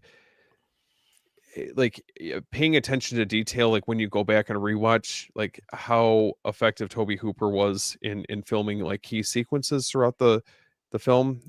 It's just, I don't know, it's just crazy like how lasting of an impact it's had. Yeah. Okay, 2003. Yeah, there you go. Yeah, it has. It's IC and ironically the same director. To me, I put it in the same camp as a Friday the 13th remake. For Of- the 2003 Mhm. film. Okay. Yeah. I like them about the same. I do like the remake of Friday the 13th. And I think what they did with it was good. They changed it just enough. Same with I like what they did with the remake of Texas Chainsaw. They kind of expanded. It was outside of just the house. You know, they kind of gave it a bigger. You got to know more about the family, which was nice. It was cool to see that. The actual slaughterhouse. The actual I think slaughterhouse. I think once those 4Ks come out, you're gonna have a lot of people talking about how much they appreciate Pearl's cinematography for the 03 remake. Mm-hmm. There are shots in that movie that are gorgeous that have just been restrained due to, you know, natural whatever, it hasn't been touched, it's on Blu-ray. That movie, the 2003 movie, is shot so well, dude. Mhm. So well. And nobody ever talked about it. I even love the opening, like the found footage, like attack on the cops. Yeah. Well, and then it ends. I mean, it picks right up right there, and I think that ending is phenomenal. Yeah. Yeah. Like I think it's the very beginning when they talk about like how it was found. You have that voiceover and I it think shows it's the same. like, Isn't it the same guy? is it? It's like the file room, and then you have the evidence chainsaw put onto the table. You know, all that. Like I even like all that stuff that they added. You know what I mean? And then I actually think some of the deleted scenes and the alternate ending for Texas Chainsaw Massacre should have been in the original, or should have been in the theatrical. Are you talking about where they reveal that she's pregnant? That, and then the end reveal that she's in the mental asylum, Oh yeah. because there's that alternate ending. Mm-hmm. Yeah, I mean, I think the pregnancy thing was just sort of, I do think it was kind of shoot in as like we can make this, you know, more bothersome if she's pregnant. And it was Well, but you could argue though it gives explanation on why she's so adamant of saving the kid. yeah, Yeah, that That would because make sense. they kept in like she doesn't smoke the weed in the beginning. Mm-hmm. You know what I mean? So they kept the little things in there that would give you that idea. Yeah. But dude, that scene, it's funny because the girl, the hitchhiker, Oh yeah. she's in a show called, is it Chicago? I think she's in Chicago Fire. I don't know. Ask my wife; she'll tell you. Yeah, she's one of the ambulance drivers, and I remember, I don't know how I linked it. I was like, "What is this girl from?" And it was like, "Oh, Hitchhiker from TCM 03." That shot after she pulls the trigger of the camera in the van that pans back and goes through the hole Snarly. and then out of the hole in the window. It's like out of control, dude. And then cool. you have the detail of once it goes through the head falls over. And then it keeps going. Like there's some gross stuff in that movie. That reminds me, did anybody see Hard Eyes? Immediately when I thought of it, that shot when they're at the drive-in. Oh yeah, the drive-in shot. Yeah. Very, very similar to my that. favorite scene of that whole movie. Mm-hmm. My favorite scene. But yeah, I don't think you could talk about 19. I didn't watch Lucifer. I didn't either. Mm-mm. Maybe she was though. But yeah, I don't think you could talk about 1974 and influential horror without talking about the Texas Chainsaw Massacre. We have a lot of, I didn't want to say too much because there's a lot that we're going to be talking about in the podcast episode. You know, the trio here, plus Chuck and Dylan Anglin as well. I think that's going to be a very long, very comprehensive episode because there's a lot. You can go other than like surface level. Like obviously we have a lot of appreciation for this film, but I feel like you could take it so much further and really do a deep dive on, you know, the production and how this film came to be and the lasting impact that this film has had for all these other films. But what about like the cast and, you know, like, I mean, they're definitely, I feel like, unique in their own right for this film. Yeah. They're all for unknowns, right? Mm-hmm. Yeah. I mean, then you have Gunnar Hansen, like his portrayal, obviously, of Leatherface is. Oh, it's iconic. Yeah, it's as iconic as it gets. It's funny because I don't know, like, I would probably say, I used to hate Franklin. I was when I just was about to younger, bring him you up. know. He I starts, used to hate Yeah. sticking his tongue out at them when they're upstairs. Yeah. Yeah, I used to hate him, but now I've come around to him in recent years, you know. He's Mhm. like one of those characters you can't not come around to. Outside of that, I mean, yeah, I think everybody's great. I love the grandpa just like old age mask put on somebody is great, you know. I actually think like I love Jordan's dogs. I actually like the family more in Texas Chainsaw Massacre 2, you know, when you have Chop Top and Oh yeah.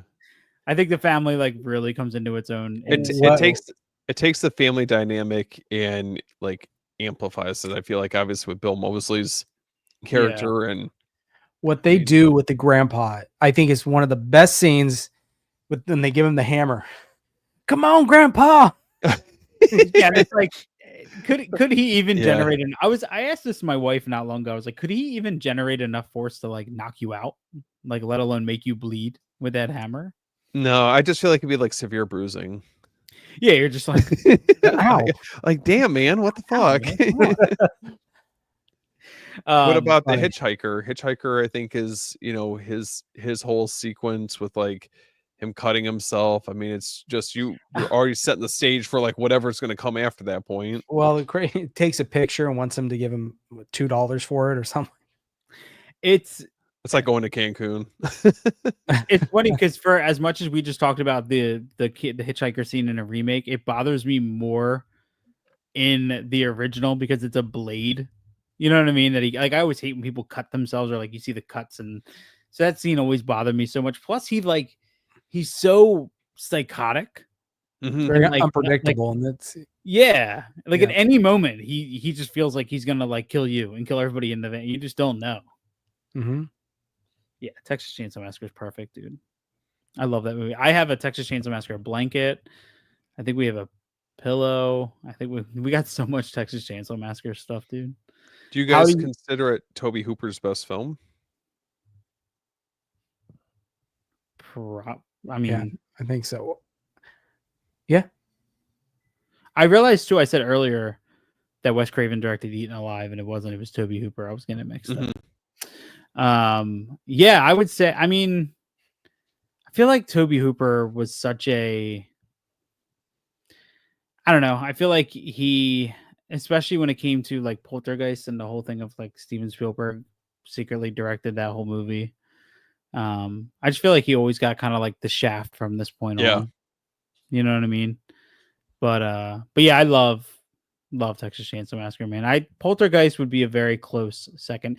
The times in Poltergeist when you can see the Toby Hooperisms, you know, like the face rip off in the mirror, Oh, and you know the pool scene where you can That see messed the me Hooper up. come out are the best. Yeah, like they're really extreme compared to the kid friendly feeling to the rest of the movie. Well, what about Life Force? He also did Life Force. I fucking love Life Force. That was just a cocaine driven Yeah, the off the the wall, whole crew, just man. unhinged. Life Force is under the influence, bro. Like you might. I want to see something real quick. I'm going to do something right here real quick. So, Chris, while you're looking into that, so we had a Dark Sky release for Texas Chainsaw, Second Sight release, and those are like the two main ones if you're trying to catch this on 4K, correct? They have a few media books too. I think. Oh, that's Turbine right. Puts them out. That's right. Forgot Yeah. about those. I just want to add the Funhouse Oh is yeah. up there. Yeah, the Funhouse is a favorite of mine. And then of course, I mean it's a mini series technically, but you know, Salem's Lot, Yep. which Oh, has that's right, one I of forgot he one. did that. yeah, one of like the eeriest vampire floating sequences ever in the window. Yeah, I have the Dark Sky 4K for Texas Chainsaw Massacre. I have the one that not the one that comes in the chainsaw that's like $9,000, but the original slipcover released one. That slip cover for that is so nice though. It, With dude. the eye- It's just the eye. here. I'll Yeah, bring it out.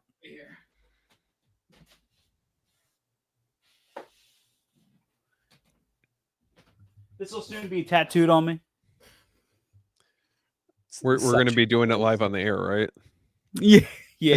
You're gonna see me like I hate getting tattooed. Dude. And it's Oh in my my God. bicep, like oh Oh man, that's gonna be no. incredible. It's all the whole time. You'll just hear me. That- It's all for you, Gunner. Yeah. It's all for you, man. Oh man, that's like next level commitment. Yeah, I love it.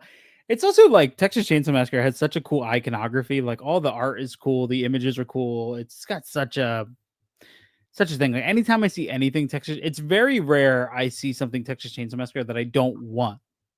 Yeah, You know what I mean? Like everything they it's put up out, there I for want. me. Even we were just in FYE yesterday. We stopped. We were at a mall. And we went to FYE and they had a replica Texas Chainsaw Massacre chainsaw.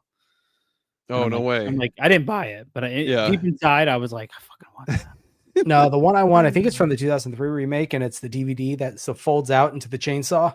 Oh, yep. I remember that. Yeah. So I noticed for 1975, we still have an or on our list. Mm-hmm.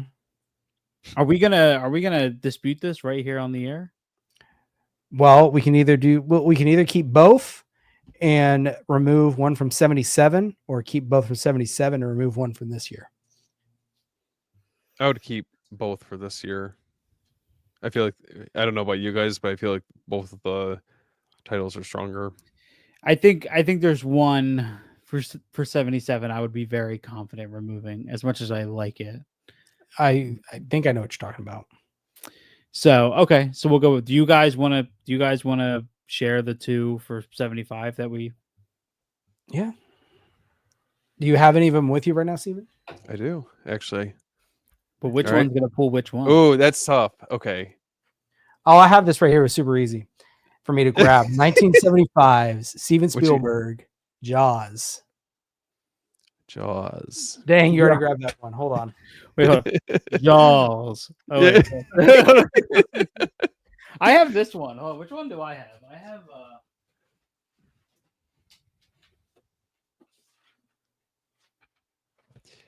Okay, wait, before we get into this film, can we agree that yes, that's the one that I have. That one's incredible.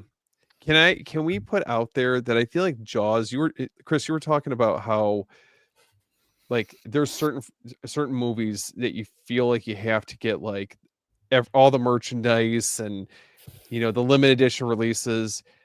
Fucking Jaws, man. Like Jaws, every time I'm like, do I need another one? No. Like we were talking about that 4K Steelbook. Do I need it? No, because I have a perfectly working bro, but it has a new documentary. I was gonna say it's got the guys. Come on. I will tell you, I'm not a fan of the steel. I like this Steelbook way better. I don't know that the Steelbook is really nice. I will tell you that I do own a pair of, thanks to my wife, Jaws Hey Dudes. Those are and sick. they look great when I'm wearing shorts because my entire calf is a Jaws tattoo. So I got like a whole uniformity thing going. Yeah. It's great. I love it. So do I like this movie? A little bit. What's not to love about this movie? It's perfect this time of year, especially with July, oh my God, the 4th of July coming up right around the corner. I mean, I guess technically, yes, it is July, but this time of year, I love watching like any of these movies, but more importantly, the original. Bro, we need summer dollars. There's so much about this. Well, that's what I was gonna say. It's obviously a shark. It's clear about a shark, but I mean, you also have about kind of the city and how corrupt and backwards they are. Oh, 100%. There's so much like, go to any of like my wife's family functions and you'll hear at least 5 Jaws references if you even pick up on it. It's always the they always say the that's one bad hat, Harry. They always say that. And then recently I think we were at a dinner and somebody went, "Oh, what?" That's great. You're telling me you're not getting family photos and they say, "Smile, you son of a bitch." Perfect way to take pictures. Yeah, dude, there's so many references, and I will say I think right at the beginning of the third act, this movie absolutely peaks with that Quint dialogue or the monologue. So good. incredible, dude. Like, you want to talk about a moment that makes you stop, and it's that moment. The moment he starts retelling his story, You you're listen just in a little in bit it. closer. Oh my god, dude, it's incredible. And like, then to just move on from that, you're like, oh, all right, let's go. Like, and this movie has one of the most iconic what do they call that thing where like most people think it said something different? What's that called? It's Uh, the Mandela effect. Mandela yes. effect. Yeah, of him saying you're going to need a bigger boat. Instead, and everybody always says we're going to need a bigger boat. But it's you're going to need a bigger boat because he's talking to Quint. I didn't even think about that. Yeah. Yeah, that's like one of the, just like in Star Wars, he doesn't say, Luke, I am your father. He just says, I am your father. Everybody says, Yep. Luke, I am your father. Yeah. Yeah. Most people will say, we're going to need a bigger boat. Actually, it's funny. My in-laws have a poster in their living room of a Jaws poster. And it's like one of those, ones that you buy on like postershimmy.com. Like they're not Yeah. real. And it says, it's that scene. And it says, we're going to need a bigger boat. Every time. That's wrong. Yeah, it's wrong right there. That's wrong. Chris just walks by, shakes his head. Rips That's it wrong. down. God damn. Do you guys know that's wrong? You're gonna put this up. Put it up the right one. No, but Jaws, yeah, it's a great movie. When But did you guys find this? Sorry, Chris, I didn't mean to cut you off, No, but you're like good. when did you guys initially was this because for me between this and Jurassic Park to a certain extent was my gateway into horror. This was a movie that I grew up with. Same. It was always playing. My family always watched it. Mhm. Mainly my dad's side of the family. We always watched it. So it was always on. Yeah. Same here. It was always, it wasn't really one of those, like, my parents, we didn't own it on VHS, but it was always on, like, around 4th of July. It was always on, like, TNT. Mhm. Mhm. You know what I mean? So that's how I watched it a lot of the times. I will say the 4K that came out a couple years ago for this is fucking fantastic. Ooh. It Stunning. looks This one right here. incredible, dude. All of them, like whatever. I don't Oh, think, I see what you're saying. because I think there's only been one 4K restoration. It's just been re-released a couple of times, Correct. right? Yeah. Mhm. Did they? And is that the same with this new one? I think it's the same. It's different because, like, I know Jurassic Park is like this week comes back out in 4K, but they did a slightly new color grade, and I think they added like Dolby Vision. Mm. So, like in this case, I think it's been the same restoration just across multiple releases of the movie. God. No AI here, baby. Not like Jaws 3 or Jaws 2. Which one was it? They got No, AI? three. Or The, Sea the Ray most one? the most controversial movie of last year. Yeah. Everyone was up in arms over that release. For sure. But we also have another one for 1975. Yeah, buddy. Dario Argento's Deep Red. Catching some glare. Catch it. Different covers. No, I absolutely loved this movie. I thought such a good movie. The doll scene is one of the greatest. I'll say it, and I consider it kind of a jump scare. Amazing. That doll scene. Okay, But hold on. I love the atmosphere of it. Him going through the house. And this is kind of what I meant. He's starting to creep into his more of the horror genre of his movies. Mm-hmm. I have to ask Jordan, because you're coming off hot on the heels of watching this and Tenebrae. Mm-hmm. Do you have a preference between the two films? I do. Tenebrae. I do like Tenebrae better. Okay. Whew. You said the right I think, answer. yeah, Tenebrae. No, I'm just kidding. I don't think there's any wrong answer, but No. I personally like Tenebrae better. This is phenomenal, but Tenebrae, and I said earlier, I need to go back and watch the actual Italian version, because when I opened it up, they just had the one which is Unsane, I think is the other title for it. So I just grabbed that one. It's a 4K. I saw through it. Well, then I moved all like the art card stuff. I was like, what? There's the Italian version right there. So I need to watch that one, because the English one's only like an hour and a half. Mm-hmm. Yeah. So I know there's a good 20-25 minutes I missed. I do want to add a couple things to this conversation, because I think this is where it starts getting hard as far as picking best of That the specific year, year. because 75 brought us Cronenberg Shivers. Mhm. We have Race with the Devil, Trilogy of Terror. I mean, you could even say like Salo or 120 Days of Sodom. The Devil's Reign, which is incredibly underrated. But you also have Rocky Horror Picture Show, which comes out in 1975, which really shook shit up. You know what I mean? Mhm. Mhm. Absolutely. This is a big, in my opinion, this is a big year, a big pre-Halloween year,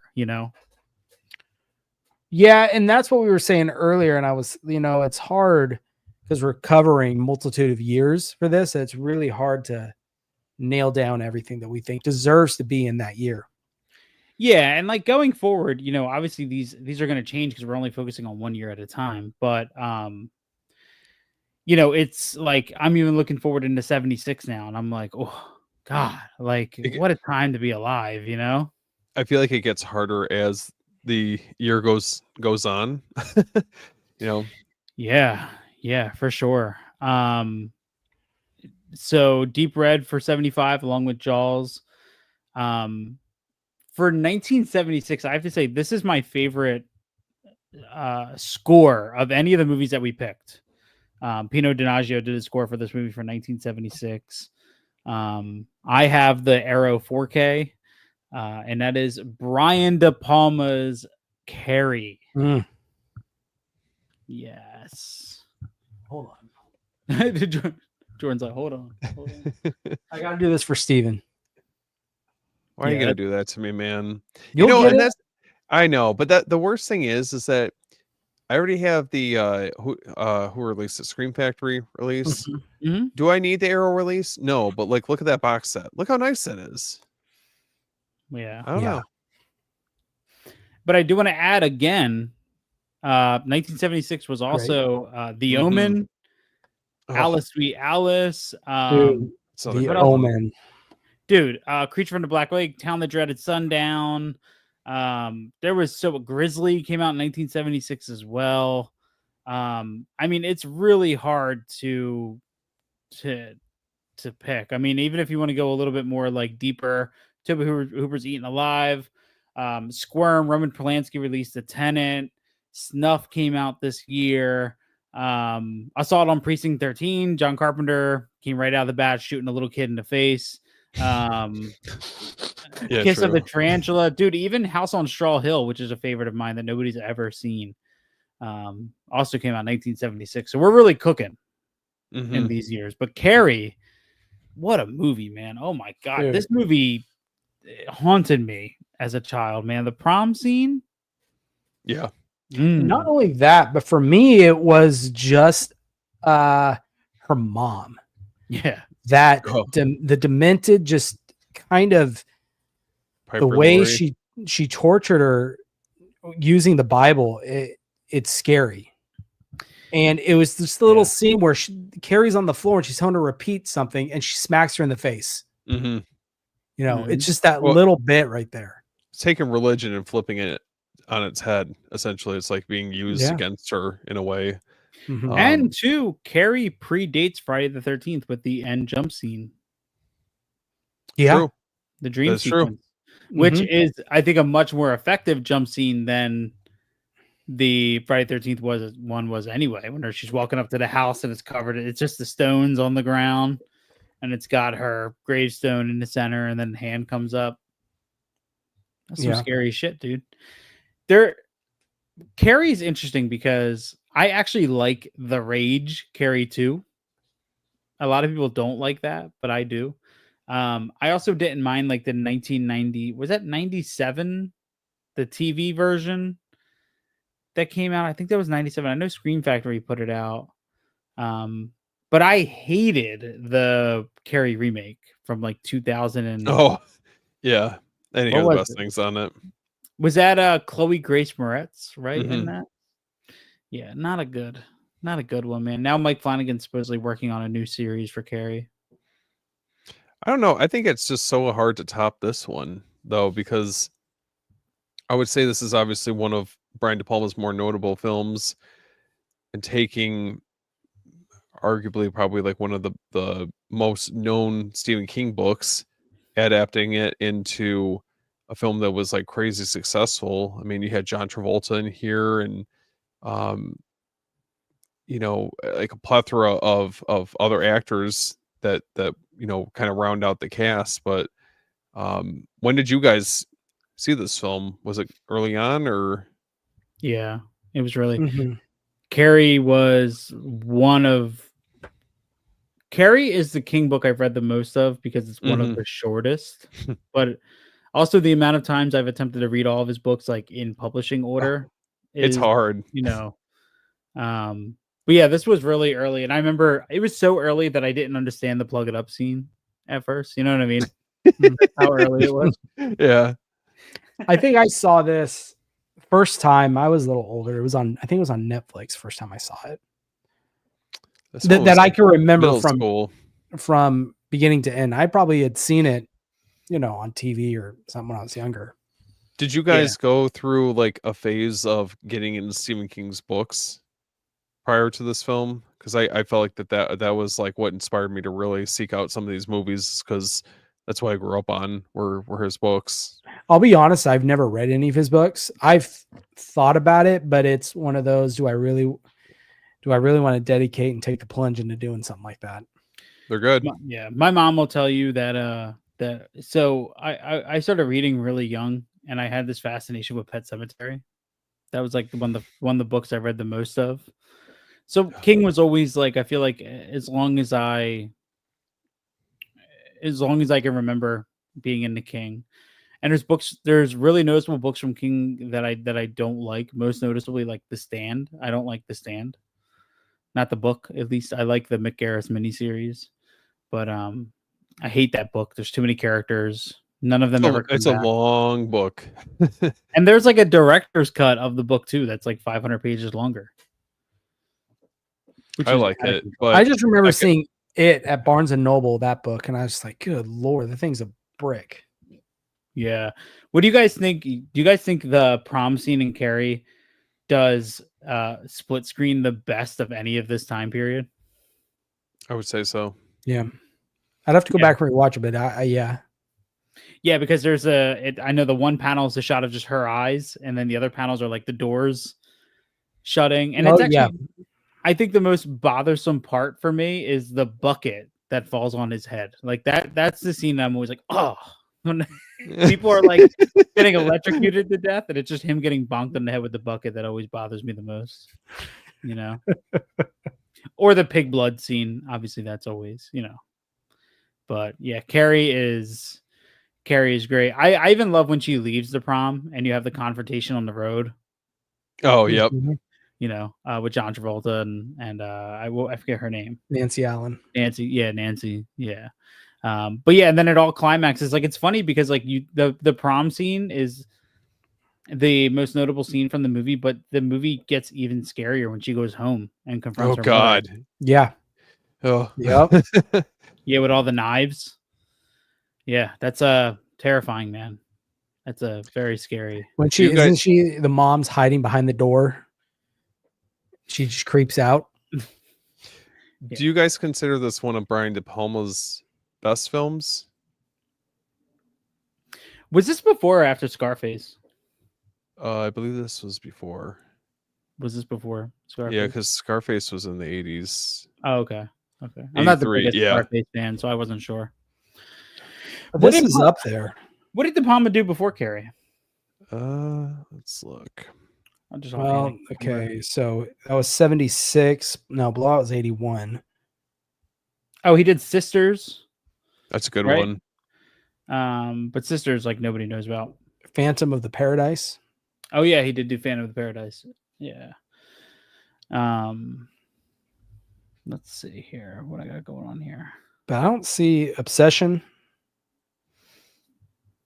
Yeah, Sisters. Oh yeah, Phantom of the Paradise. Okay. Sisters, yeah. I think, is like the most recognizable film that he did before Carrie, but I feel like Carrie was the film that, I don't know about you guys, I feel like that kind of brought him up a tier as far as directors of that time. Such a like it's funny because like when I'm looking at his filmography now, it's such a this guy did so much different. Like to go from Sisters to, I mean, just Sisters: The Phantom of the Paradise is a wild change. But then you have he did Carrie, he did The Fury, he did Dress to Kill, then Blowout, then Scarface, and then he follows up Scarface with Body Double. Not to mention he did Mission Impossible. Yeah, Mission Impossible. And then you have The Untouchables, Casualties of War, Carlito's Way. Carlito's Way. Mhm. And then there's Femme Fatale with Antonio Banderas in there. Just crazy, man, how all over the place his filmography was, man, or is. I don't know. Dress to Kill, that movie. I love that movie. That's up there with Carrie for me. Dude, I love Dress to Kill. Yeah, love Dress to Kill. Yeah, Carrie's good, man. Just yesterday I was in FYE and I almost picked up that Pino Donaggio score. They had the Waxworks LP. Oh man, I'm waiting for mine. It's such a dude. It's such a great, like, if you separating it from the movie, it's got such an interesting sound to it. Like it doesn't sound like a horror score. You know, it's got beautiful. It's very like haunting, very surreal. It's a very, very unique score that I feel like only, you know, to have. I feel like anytime you have an American film with an Italian, because I think Pino Donaggio is Italian, right? Yeah. You just get kind of like that interesting meld of the two. You know what I mean? Like the Italian, because, you know, you watch a giallo and very rarely does the music of a giallo fit what the movie looks like. You know what I mean? You'll have like somebody being chased in the forest and it's like the funkiest jazz beat you've ever heard in your life happening in giallos. Well, and look at all the films that Pino Donaggio has done post Carrie. It's pretty incredible. What has he done? So he did Piranha. He did, yeah. Tourist Trap, Dress to Kill, The Howling, Blowout, Body Double. I'm trying to think. Crawl. Did you guys ever see Crawl Space? Yeah. I'm trying to see what else. I feel like there was. I mean, but I feel like that in itself. I mean, he did Trauma. Dario Argento's film from '93. Yeah. Well, earlier it's like cool because, you know, earlier we were talking about Ennio Morricone, and then he went on to do The Thing. Yeah. You know, talk about someone who's got an impressive resume. Yeah. Is it Ennio or Ennio Morricone? I thought it was Ennio. It's Ennio. Okay. Ennio. Ennio Morricone. Okay. So yeah, 1976. Carrie, must see. Arrow has a 4K out. I'm so happy I waited because at the time they announced that Arrow 4K, I was getting ready to buy the Arrow Blu-ray, the Region B one that had the same cover originally. And then they announced it 4K. I was like, fuck yeah. So 1977, our last one for this episode, we have an or happening. And I know which I would pick of the two, and Jordan thinks he knows. Well, I know which one I would pick. I think I know what you would pick, but do we all want to say it at the same time? Which of the two we would pick? Just kind of I'm scared I'm going to pick the wrong one. Let's see. Someone's going to be wrong. Maybe. All right, we'll go after one. Okay. All right, ready? 3, 2, 1. Suspiria. Okay. All right. Good. All right, good. We're on the same page. That was underwhelming. Right there. I wanted to throw a curveball, but I feel like The Hills Have Eyes just doesn't have the same cultural impact that Suspiria does. Not in that year. I mean, Suspiria is. Oh, okay. So we had the dilemma between obviously Jaws and Deep Red, and then The Hills Have Eyes and Suspiria. I feel like Jaws and Deep Red, I think that's a tougher decision to decide between those two. This, I feel like Suspiria, I mean, its lasting impact on countless films after this, and I don't know. I feel like it's really hard to make that argument. I will say I did just watch for the first time The Incredible Melting Man, which came out in 77. So that would probably be up there for me. That movie's great. You also have Martin, George A. Romero's Martin, which came out in 77. It was great. which is great. Yeah, Sorcerer, William Friedkin's came out So 19, good. They had a lot of good 1977. movies that year. Yeah, dude. I mean, Ants came out. Audrey Rose came out. The Haunting of Julia. You have Steven's Shockwave. favorite, Exorcist 2, The Heretic. God, I fucking hate that. I movie. literally never said that. I gotta set the record straight. Dude, Just but kidding. Eraserhead came out in 1977. The Car came out in 1977. The killer, it looks like a hearse, whatever that car was. I don't in the know, car. man. I mean, Eraserhead's definitely up there for me. Eraserhead. That movie, I still don't know what that movie's about. That's all right, dude. I don't even think David Lynch knew what that movie was about. He doesn't remember writing it. I didn't. I think that movie was shot over what, like 4 years or 6 Yeah, years? yeah, he did it when he had free time. Yeah. I definitely think like I think of early Lynch. I think Elephant Man takes that. The fact that he followed up Eraserhead with the Elephant Man is pretty, pretty evident of what he could do with actual money. Yeah, I just appreciate, like, Eraserhead is just so far out there. I think that's why I always come back to it. It just reminds me of like first getting into like midnight movies and learning more about, certain films that were coming out around that time. But yeah, definitely a tough film to really dive into. Is for you guys, is Suspiria the first I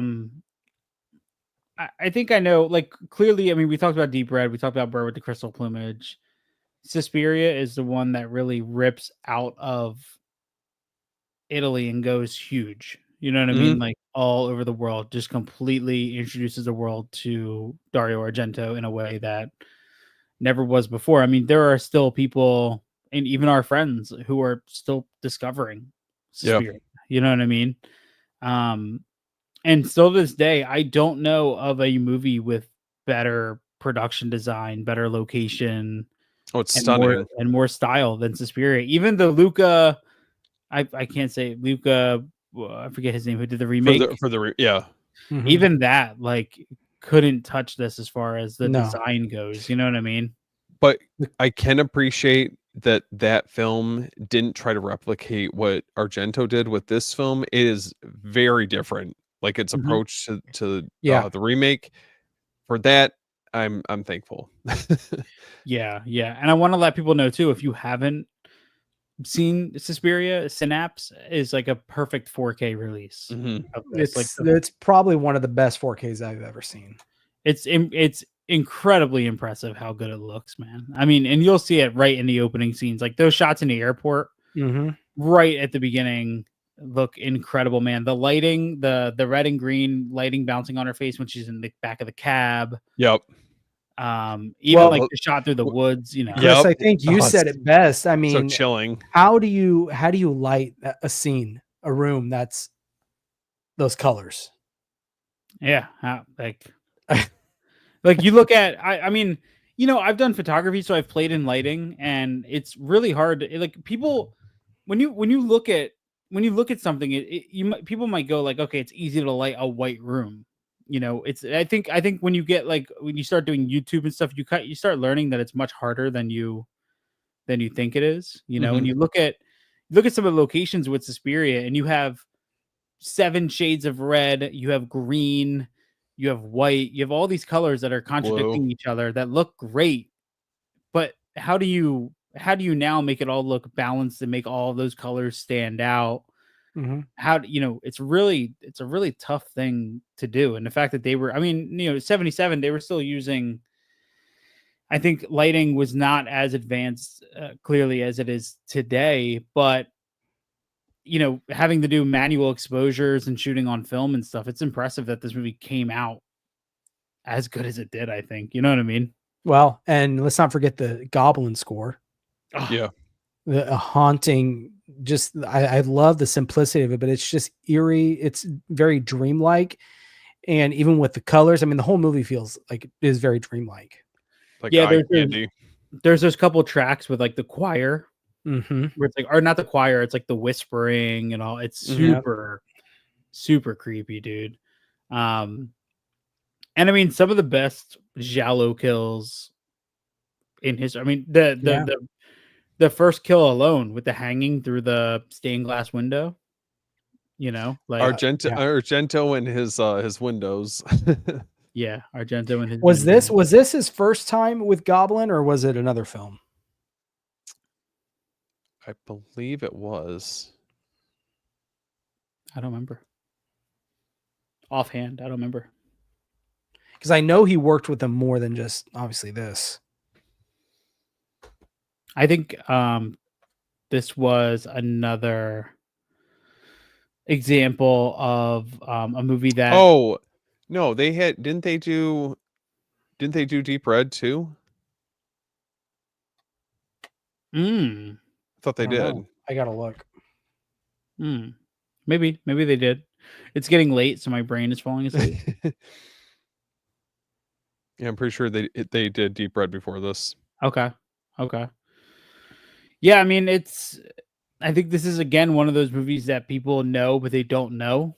Mm-hmm. You know, like people have seen images from Suspiria, they just don't know what movie it's from, which is wild to me. You know, Was this your guys' gateway into Italian horror? I saw this later. Yeah. My first giallo I ever saw was Opera. Mm. Yeah, which opera is. Opera is fantastic, dude. Yeah. I always think of. I was actually thinking about it earlier on the stream, man. I was thinking about the apartment scene with the keyhole, or with the eye hole, or the eye. Is it the eye hole? Yeah, it's the eye hole. Yeah, and just how like great Argento was at constructing these incredibly complicated, movements. I feel like this and Zombie were the two films that got me into Italian horror. Zombie much earlier, but then this was like that follow-up film that finally got me into it, and then wanted to know more about everything that Italian horror had to offer past that point. Yeah. Yeah, I think I talked about it before. Mine was Cannibal Holocaust. That was like the start. That was, what a way that was to early start. too. Yeah. Jordan just saw. Yeah, Jordan. I just saw that for the first time. Yeah. Yeah. I mean, Suspiria is absolutely incredible. I don't know. I think it's you have to see it. I think you have to see the Synapse 4K. I don't know if there's another. It's great seeing it on the previous formats, but that restoration is absolutely wonderful. And I think, we purposely did 70 to 77 because I think people know why. If you know your years, you know why we decided the year to start individually focusing on was going to be 78. I mean, it's hovering over Jordan in every single video. Yeah. What movie is it again? Franchise. I don't know. You guys just gonna have to wait and find out. Yeah. I mean, just looking I have a tab up. Just looking at 78. The page hasn't even loaded all the way, and we already have at least an hour and a half of stuff to talk about. To kind of mention some titles that we're not going to talk about that are still great from 1978. Let's see what we're not going to talk about. I'm just going to pick something I don't think we're going to talk about. Attack of the Killer Tomatoes. What's up? Come on, really?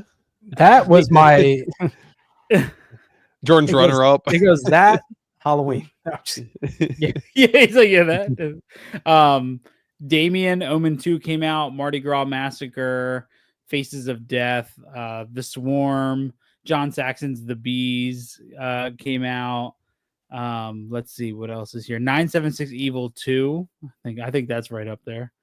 Yeah, I mean there's a lot here, like a whole lot of stuff that we actually mentioned. Dude, the Toolbox Murders.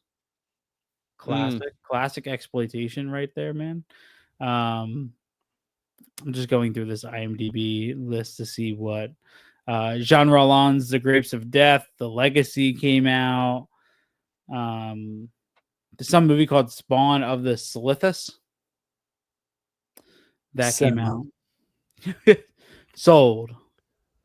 Yeah, there's a lot. So I think this episode was more of a build up of what's to come. Yeah. With later ones covering all of these, trying to cover 7 years worth of influential horror is a tough thing to do. I also want to mention too, we started off. We wanted to start this one with just us. Get our foundation, and we might have guests, extra people later on coming in. So just be on the lookout for that as well. I want to add, I'm really proud of us because we kind of said like estimated 2 hours. And not bad on timing. Yeah. Look at us. Look at us. Look at us. Look at us. Look at us. How just to kind of like, top off, how are you guys doing? You guys have anything coming in this week that you're excited about? Hopefully tomorrow my Vinegar Syndrome order is going to come in. So I got a lot of stuff. That thing, I got a lot there. I have something else. What else did I have coming in? While I pull it up, see if you or one of you guys can say what you're getting. I got my Vinegar Syndrome package coming in, so yeah, me too. Excited to check that out finally. We'll see. It Return of depends. the Living Dead. Oh, nice. The That's Steelbook? The new one. Speaking of another situation where I don't know if I should double dip. I did see the Steelbook and it is pretty nice, but it is nice. I have I don't know if it's gonna be this week. It depends on it's still out from the waiting to go to the post office. But my Vinegar Syndrome order. Orbit did ship though. I did pick up, dude. I thought I was gonna miss out on it, and what is it? Put up. Well, I'm gonna tell you, I'm building up. I know. I can't wait. Hang on. Yeah. I don't do well with these type of situations. Steve fast forwards in movies and then he rewinds once he knows it's coming. I missed this group of titles from every site. Was super depressed about it, and then Orbit got like 3 in. I got the imprint Shaw Shock Volume 1. Oh, nice. Yeah, so it's the 3 Asian horror films, which I was very excited about. It's limited to 1,250. Okay. And I was because like I had it in my cart at Diabolic, forgot to buy it. It sold out. I went to Atomic Movie Store, sold out. Went to like 2 other sites, sold out. And then all of a sudden I saw Orbit post their box of what came in, and I was like, oh, and jumped right on it. Now it's sold out. It sold out right after I bought mine. Jeez. So yeah. I'm supposed to be getting my Videodrome in here pretty soon. Hopefully. Wait, really? I said hopefully. Oh, okay. Yeah. Okay. Because you where's yours? Who knows? Nobody knows. Oh. No, just kidding. I shouldn't say that, but it's in the middle of the ocean. Yeah. We talk about Videodrome. Let me see. Huh? What are you guys talking about? Let's see. I bought the Arrow 4K, the box set. Nice, the Videodrome. I finally got Crash. Oh, did you? How many Yeah, hundreds of dollars did you pay for that? Thankfully, not hundreds of dollars, thanks to Jordan. Yeah. He was on top of it, helped me find one for a reasonable cost. It is we spent about coming soon. I don't know what's going on. It's international, so hopefully sooner than later. Oh, it is coming soon. I did pick this up though. Quartermaster. Oh, very nice. Dude, this thing, I'm telling you. I know you weren't a fan of Captain Kronos, but I mean, look at that artwork. Dude, it's so funny because I was watching Incredible Melting Man, and they talk about in the video essay to that Vinegar Syndrome release the influence from Quartermass Experiment, and I was like, "Fuck, I should have got that." It's still available. Yeah, but the problem is that then I would have to go back and get Captain Kronos, and then I would have to buy every single one from there. Quatermass. It's Quatermass. Quatermass. Is it I thought it was Quartermass. Is Quatermass? Well, I thought so too, but it's QUAT, not QUART. The Quatermass. I'm trying to think if I got anything else. They do look nice on the shelf together, man. They do. The Quatermass. Jason's from Arrow. On a final note, do you guys think we're getting that Bava box set anytime soon? I'm done. I'm done having my hopes up for that. I'm just gonna No correlation with the Mario Bava box set, just to set the record Are straight. you talking about the The- Cauldron one? Yeah. Yes. I'm just gonna I- enjoy until it shows up. I'm done. I'm You got- done scouring the website. This smile is full of pain. Well, the best part about it, and I think I said this to you before, Steve, is that by the time the Cauldron box ships, we'll have fully enjoyed the Mario Bava box and the Don't say Severin that. Bava box. You know, and listen, and that's why I pre-ordered all 3 of them, just to prevent any type of disappointment. So one of them's got to show up, right? Is there still no update on their website about it? Does it still Oh, say it's It says or end now of March? June. It says end of June 2025. 2026? Yeah, well, Come on. see, but now I want to know what else are they gonna do after this? What's their next box set gonna be? And Oh, when is man. that coming out? Just give me a Bay of Blood on 4K and we'll call it a day. Let's see.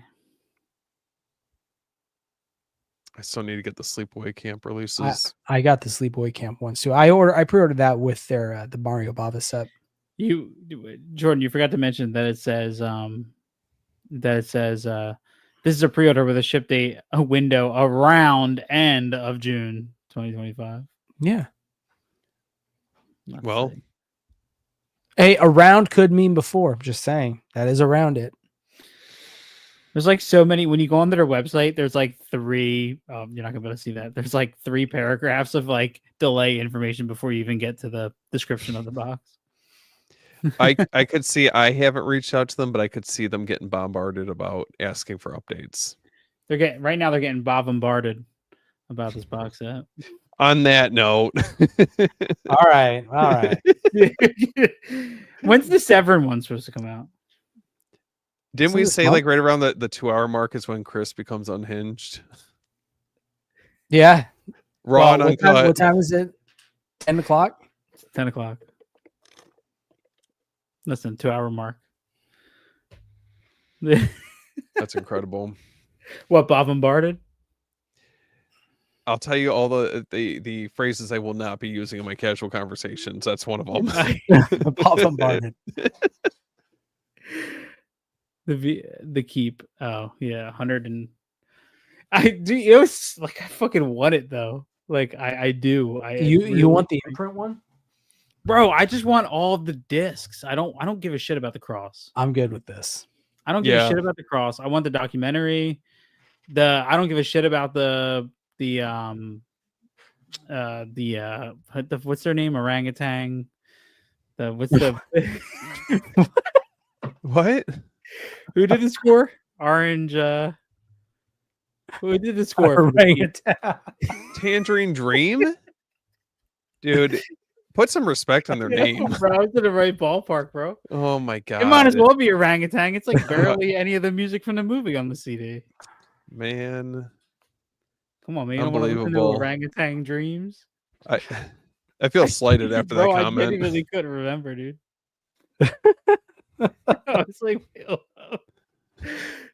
hey man, whatever. No, All I right, do want guys. that. I do want that. I don't want the cross. I wonder if I email them and I'm like, hey, look, I'll save you guys some hassle. Take the cross out, charge me like $40 less, and just ship that bad boy over here. That's all it is, really. I'll do $10 a deal. Okay. Do you guys and this will be the closing note, but do you guys think that we'll get the Cauldron release or news on the Nightmare on Elm Street box set first? Like as far as like the We're in artwork June and all right that. now. Honestly, I Nightmare on Elm Street, because I think it's coming up. It's gotta be here pretty soon, right? They're Yeah, gonna I- hold it- off for like the last possible minute. I swear, like I don't remember the release for the first one taking this long. I don't know, maybe I'm wrong, but No, it definitely did, because I remember pre-ordering it from Diabolic and there was no photo when I ordered the like UK limited edition. And I remember it was like 2 months after I pre-ordered it, somebody leaked the photo and I was like, oh, thank God I fucking ordered that. Now it's Yeah. on clearance at Orbit know. for like half the price. Yeah. Listen, All right, guys, I'm guys. gonna go listen to Orangutan Dreams and get some sleep. My God. Well, I still have time. I think I'm gonna go see a movie. You're gonna go see. What time is it in California? And what are you Someone- going to see? 7:00. Oh, he's gonna go see The Life of Chuck. No, I actually want to see what is it called? I gotta look it up now. I can't think of the name. Dangerous Animals? The Phoenician Scheme. Wes Anderson. Yeah, I feel like getting a little sophisticated. The Dangerous Animals is not playing at a theater by me. I have Really? to drive like an Oh. hour to go see it. I listen tonight. I almost canceled because tonight The Last Crusade is playing in theaters for its anniversary. Really? Yeah, That's the best one. it is. Yeah. Or I might go see Ballerina. I don't know. Dude, I heard great things about Ballerina. Or How to Train Your Dragon. I'm not gonna lie. Looks interesting. Looks like the original one. Well, Yeah, it does. hey, people said the same thing about Lion King, and why do you think Lion King did so well? Yeah, but like when you Did it? it did do well. Yeah, it's like one of their highest Really? Okay. like ever. But like who? That wasn't received well, like just as a whole. Maybe I'm wrong. I don't know. Well, because like in what world are you like? I really feel like watching, The Lion King. Let me put on the live action CGI. 2021, yeah, version. I would vote for you to go see. Physician Scheme. Phoenician. Phoenician. The Physician Scheme. Go see that, and Or I can go see Bring Her Back again. I mean, there's always that. Bring Her Back. Wait, dude, you just hold up. I already saw it. Listen, bro. But the Philippi brothers, they're gonna do Talk to Me, right? And then they can do Bring Her Back Again. That could be the sequel name. Do you guys feel like they need to do a Talk to Me sequel? I don't really know if they. I don't know. Maybe I'm in the minority. I just don't feel like it. It's going to be Like, one of those things where another group of people get the hand. I don't know if I don't know. I was like fine with Talk to Me and Bring Her Back, like on their own merit. I think that both of those films they're solid. I don't really know if they warrant a sequel. I'll tell you what go ahead. I haven't seen Bring Her Back yet, but I feel like is there any way they could be in like a shared universe? I could possible. I don't know, maybe. I feel like it's a good companion piece. I don't know but about I tell you, Bring Her universe. Back. That movie's wild. I'm finally going to see Final Destination Bloodlines is going to be on Max this week. So I'm finally going to see Oh, that's a good one. I actually with just that went one. and saw Larissa and I went and saw Materialist. Oh, how was it? That was actually really good. I'm excited for that. I man. enjoyed that one a lot. I don't know why Dakota Johnson smoking on screen is just like very attractive to me. Is that Yeah, weird? well, she does that a lot. Even a Madam Web. Yes, this is She's lighting a cig after she takes off her mask. the Madam Web sequel, The Materialist, Oh, where she dates Captain Reed America. Richards and Captain America it's like a conflict of interest. at the same time. Did you use are you part of the AAA 24 club, Jordan? No, I have the movie pass. Oh, Hmm. what was that other? What was the other movie one that got in a lot of trouble? Was that Movie Pass? Yeah, it was movie Movie pass. They Pass. almost went bankrupt, and Oh, did they? there's And a whole, there's a documentary about it. so it's better now. It's fixed. Yeah, I mean it's more. It's I've never had issues with it since we got it back, but it's the price makes more sense now than How the much is price it was. I'm paying $30 a month, and it's points wise, so I can probably see like 5 to 6 movies a month. Okay. Oh, it's a points system. Yeah. So like, let's say an opening weekend movie is going to cost more points than let's say it's been out for 2 weeks. Okay. But I like it because I can use it at my theater. Or I can, if I'm in a theater out of town, I can go see it there. Hmm. And I'm not locked to a chain. We only go to one. We have a Cinemark near us. That's the only. And that's what we have. We have a Cinemark. We have a Regal. And we have an AMC, and we only go to the Cinemark. Oh, if we had a Regal near us, I would do a Regal because that Regal Unlimited, that's a pretty good deal. Hmm. Yeah, Regal. Every Regal theater I've ever been to is kind of like it's kind of like the Walmart Cinemark is like a Target, Yeah, that's true. and then AMC is Apple like Store. AMC. Well, no, the AMC near us actually kind of like the theaters stink. I don't know why.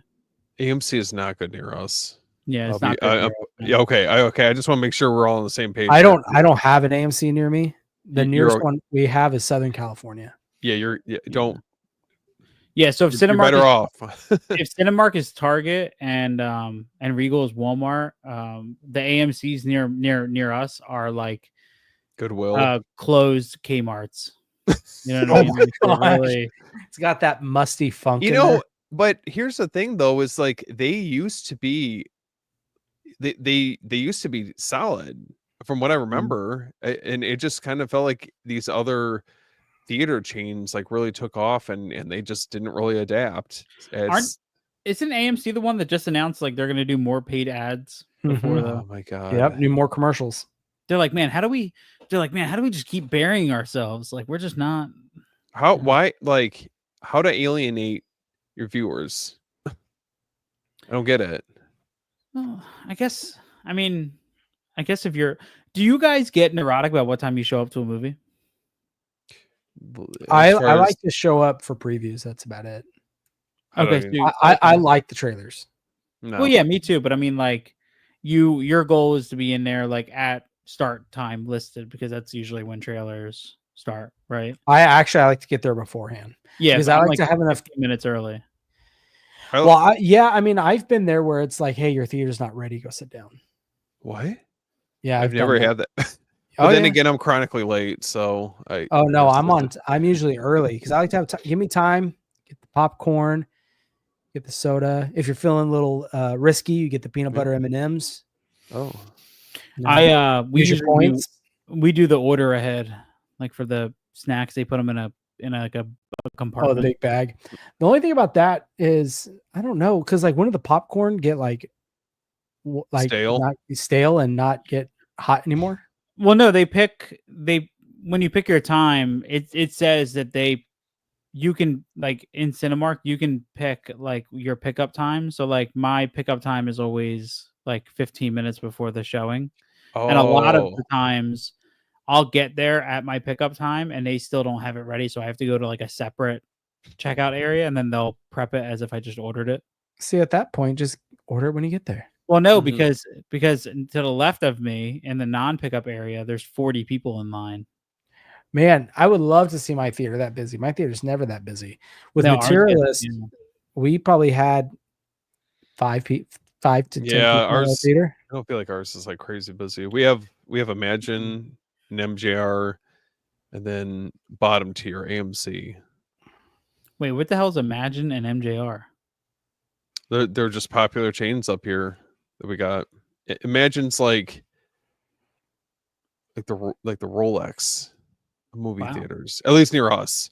Okay. And then MJR is like if they have like more availability, or Imagine sold out for like certain seats that we want because you pick them out beforehand. MJR is like the backup plan, and then if I'm desperate, that's when I'll like settle for AMC. I'll literally explore any other option than to go to AMC. You guys pirating stuff before? I'm on LimeWire. Do you guys have Studio Movie Grill near you? What is that? No, but I went to one. They're pretty sweet. Yeah, we went to one when we were on vacation years back when we saw Avengers Endgame in a Studio Movie Grill. Yeah, And it was- it's What literally is it? it's like a full restaurant. They bring you your food to your seat. Like Alamo Draft House? Yeah, it's it's a little weird when you're like in like a super intense scene of the movie and then like the waiter walks by with somebody's milkshake. well, I can't. What I don't like is sometimes it's too dark and you can't see what you're eating.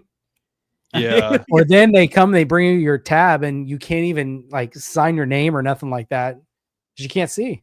Yeah, I just remember that being like the weirdest part of it. I'm like watching Avengers Endgame and it's like, Tony Stark's dying. Iron Man Okay. snaps and I'm trying to like sign for my bill.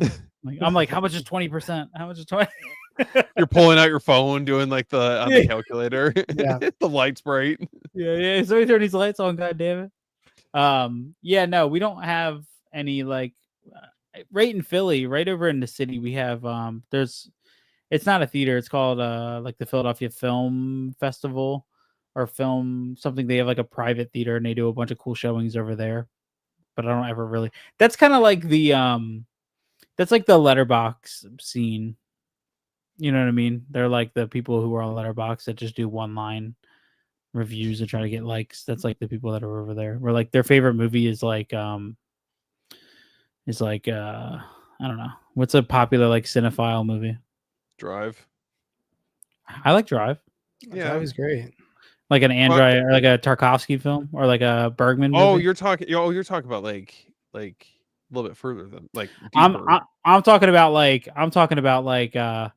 when you're walking in, they're like, "Have you ever seen Tarkovsky's Nostalgia?" And you're like, "No," and they're like, "Please leave. You're not a true cinema lover." Oh, you're talking like deeper cuts. I'm talking like Criterion Closet. I was thinking like you were talking more like a more accessible like ones that everyone says are their favorites. The 5-hour French film people. Just like this is off the rails. I'm done. Okay. That's all. All right. Well, we'll cut it off there. So we're picking back up with 78. 78. Wait, what did I say? What did I say for somebody to say nice, Chris? What did I say? It was Bava something. Oh, was it me saying I don't even remember what I said. Maybe it was like your preference in movie theaters. Could be. I guess we'll never know. We'll never know. All right, guys. All right, guys. You guys have a good night. See you on the next one, guys. We'll see you then. See you guys.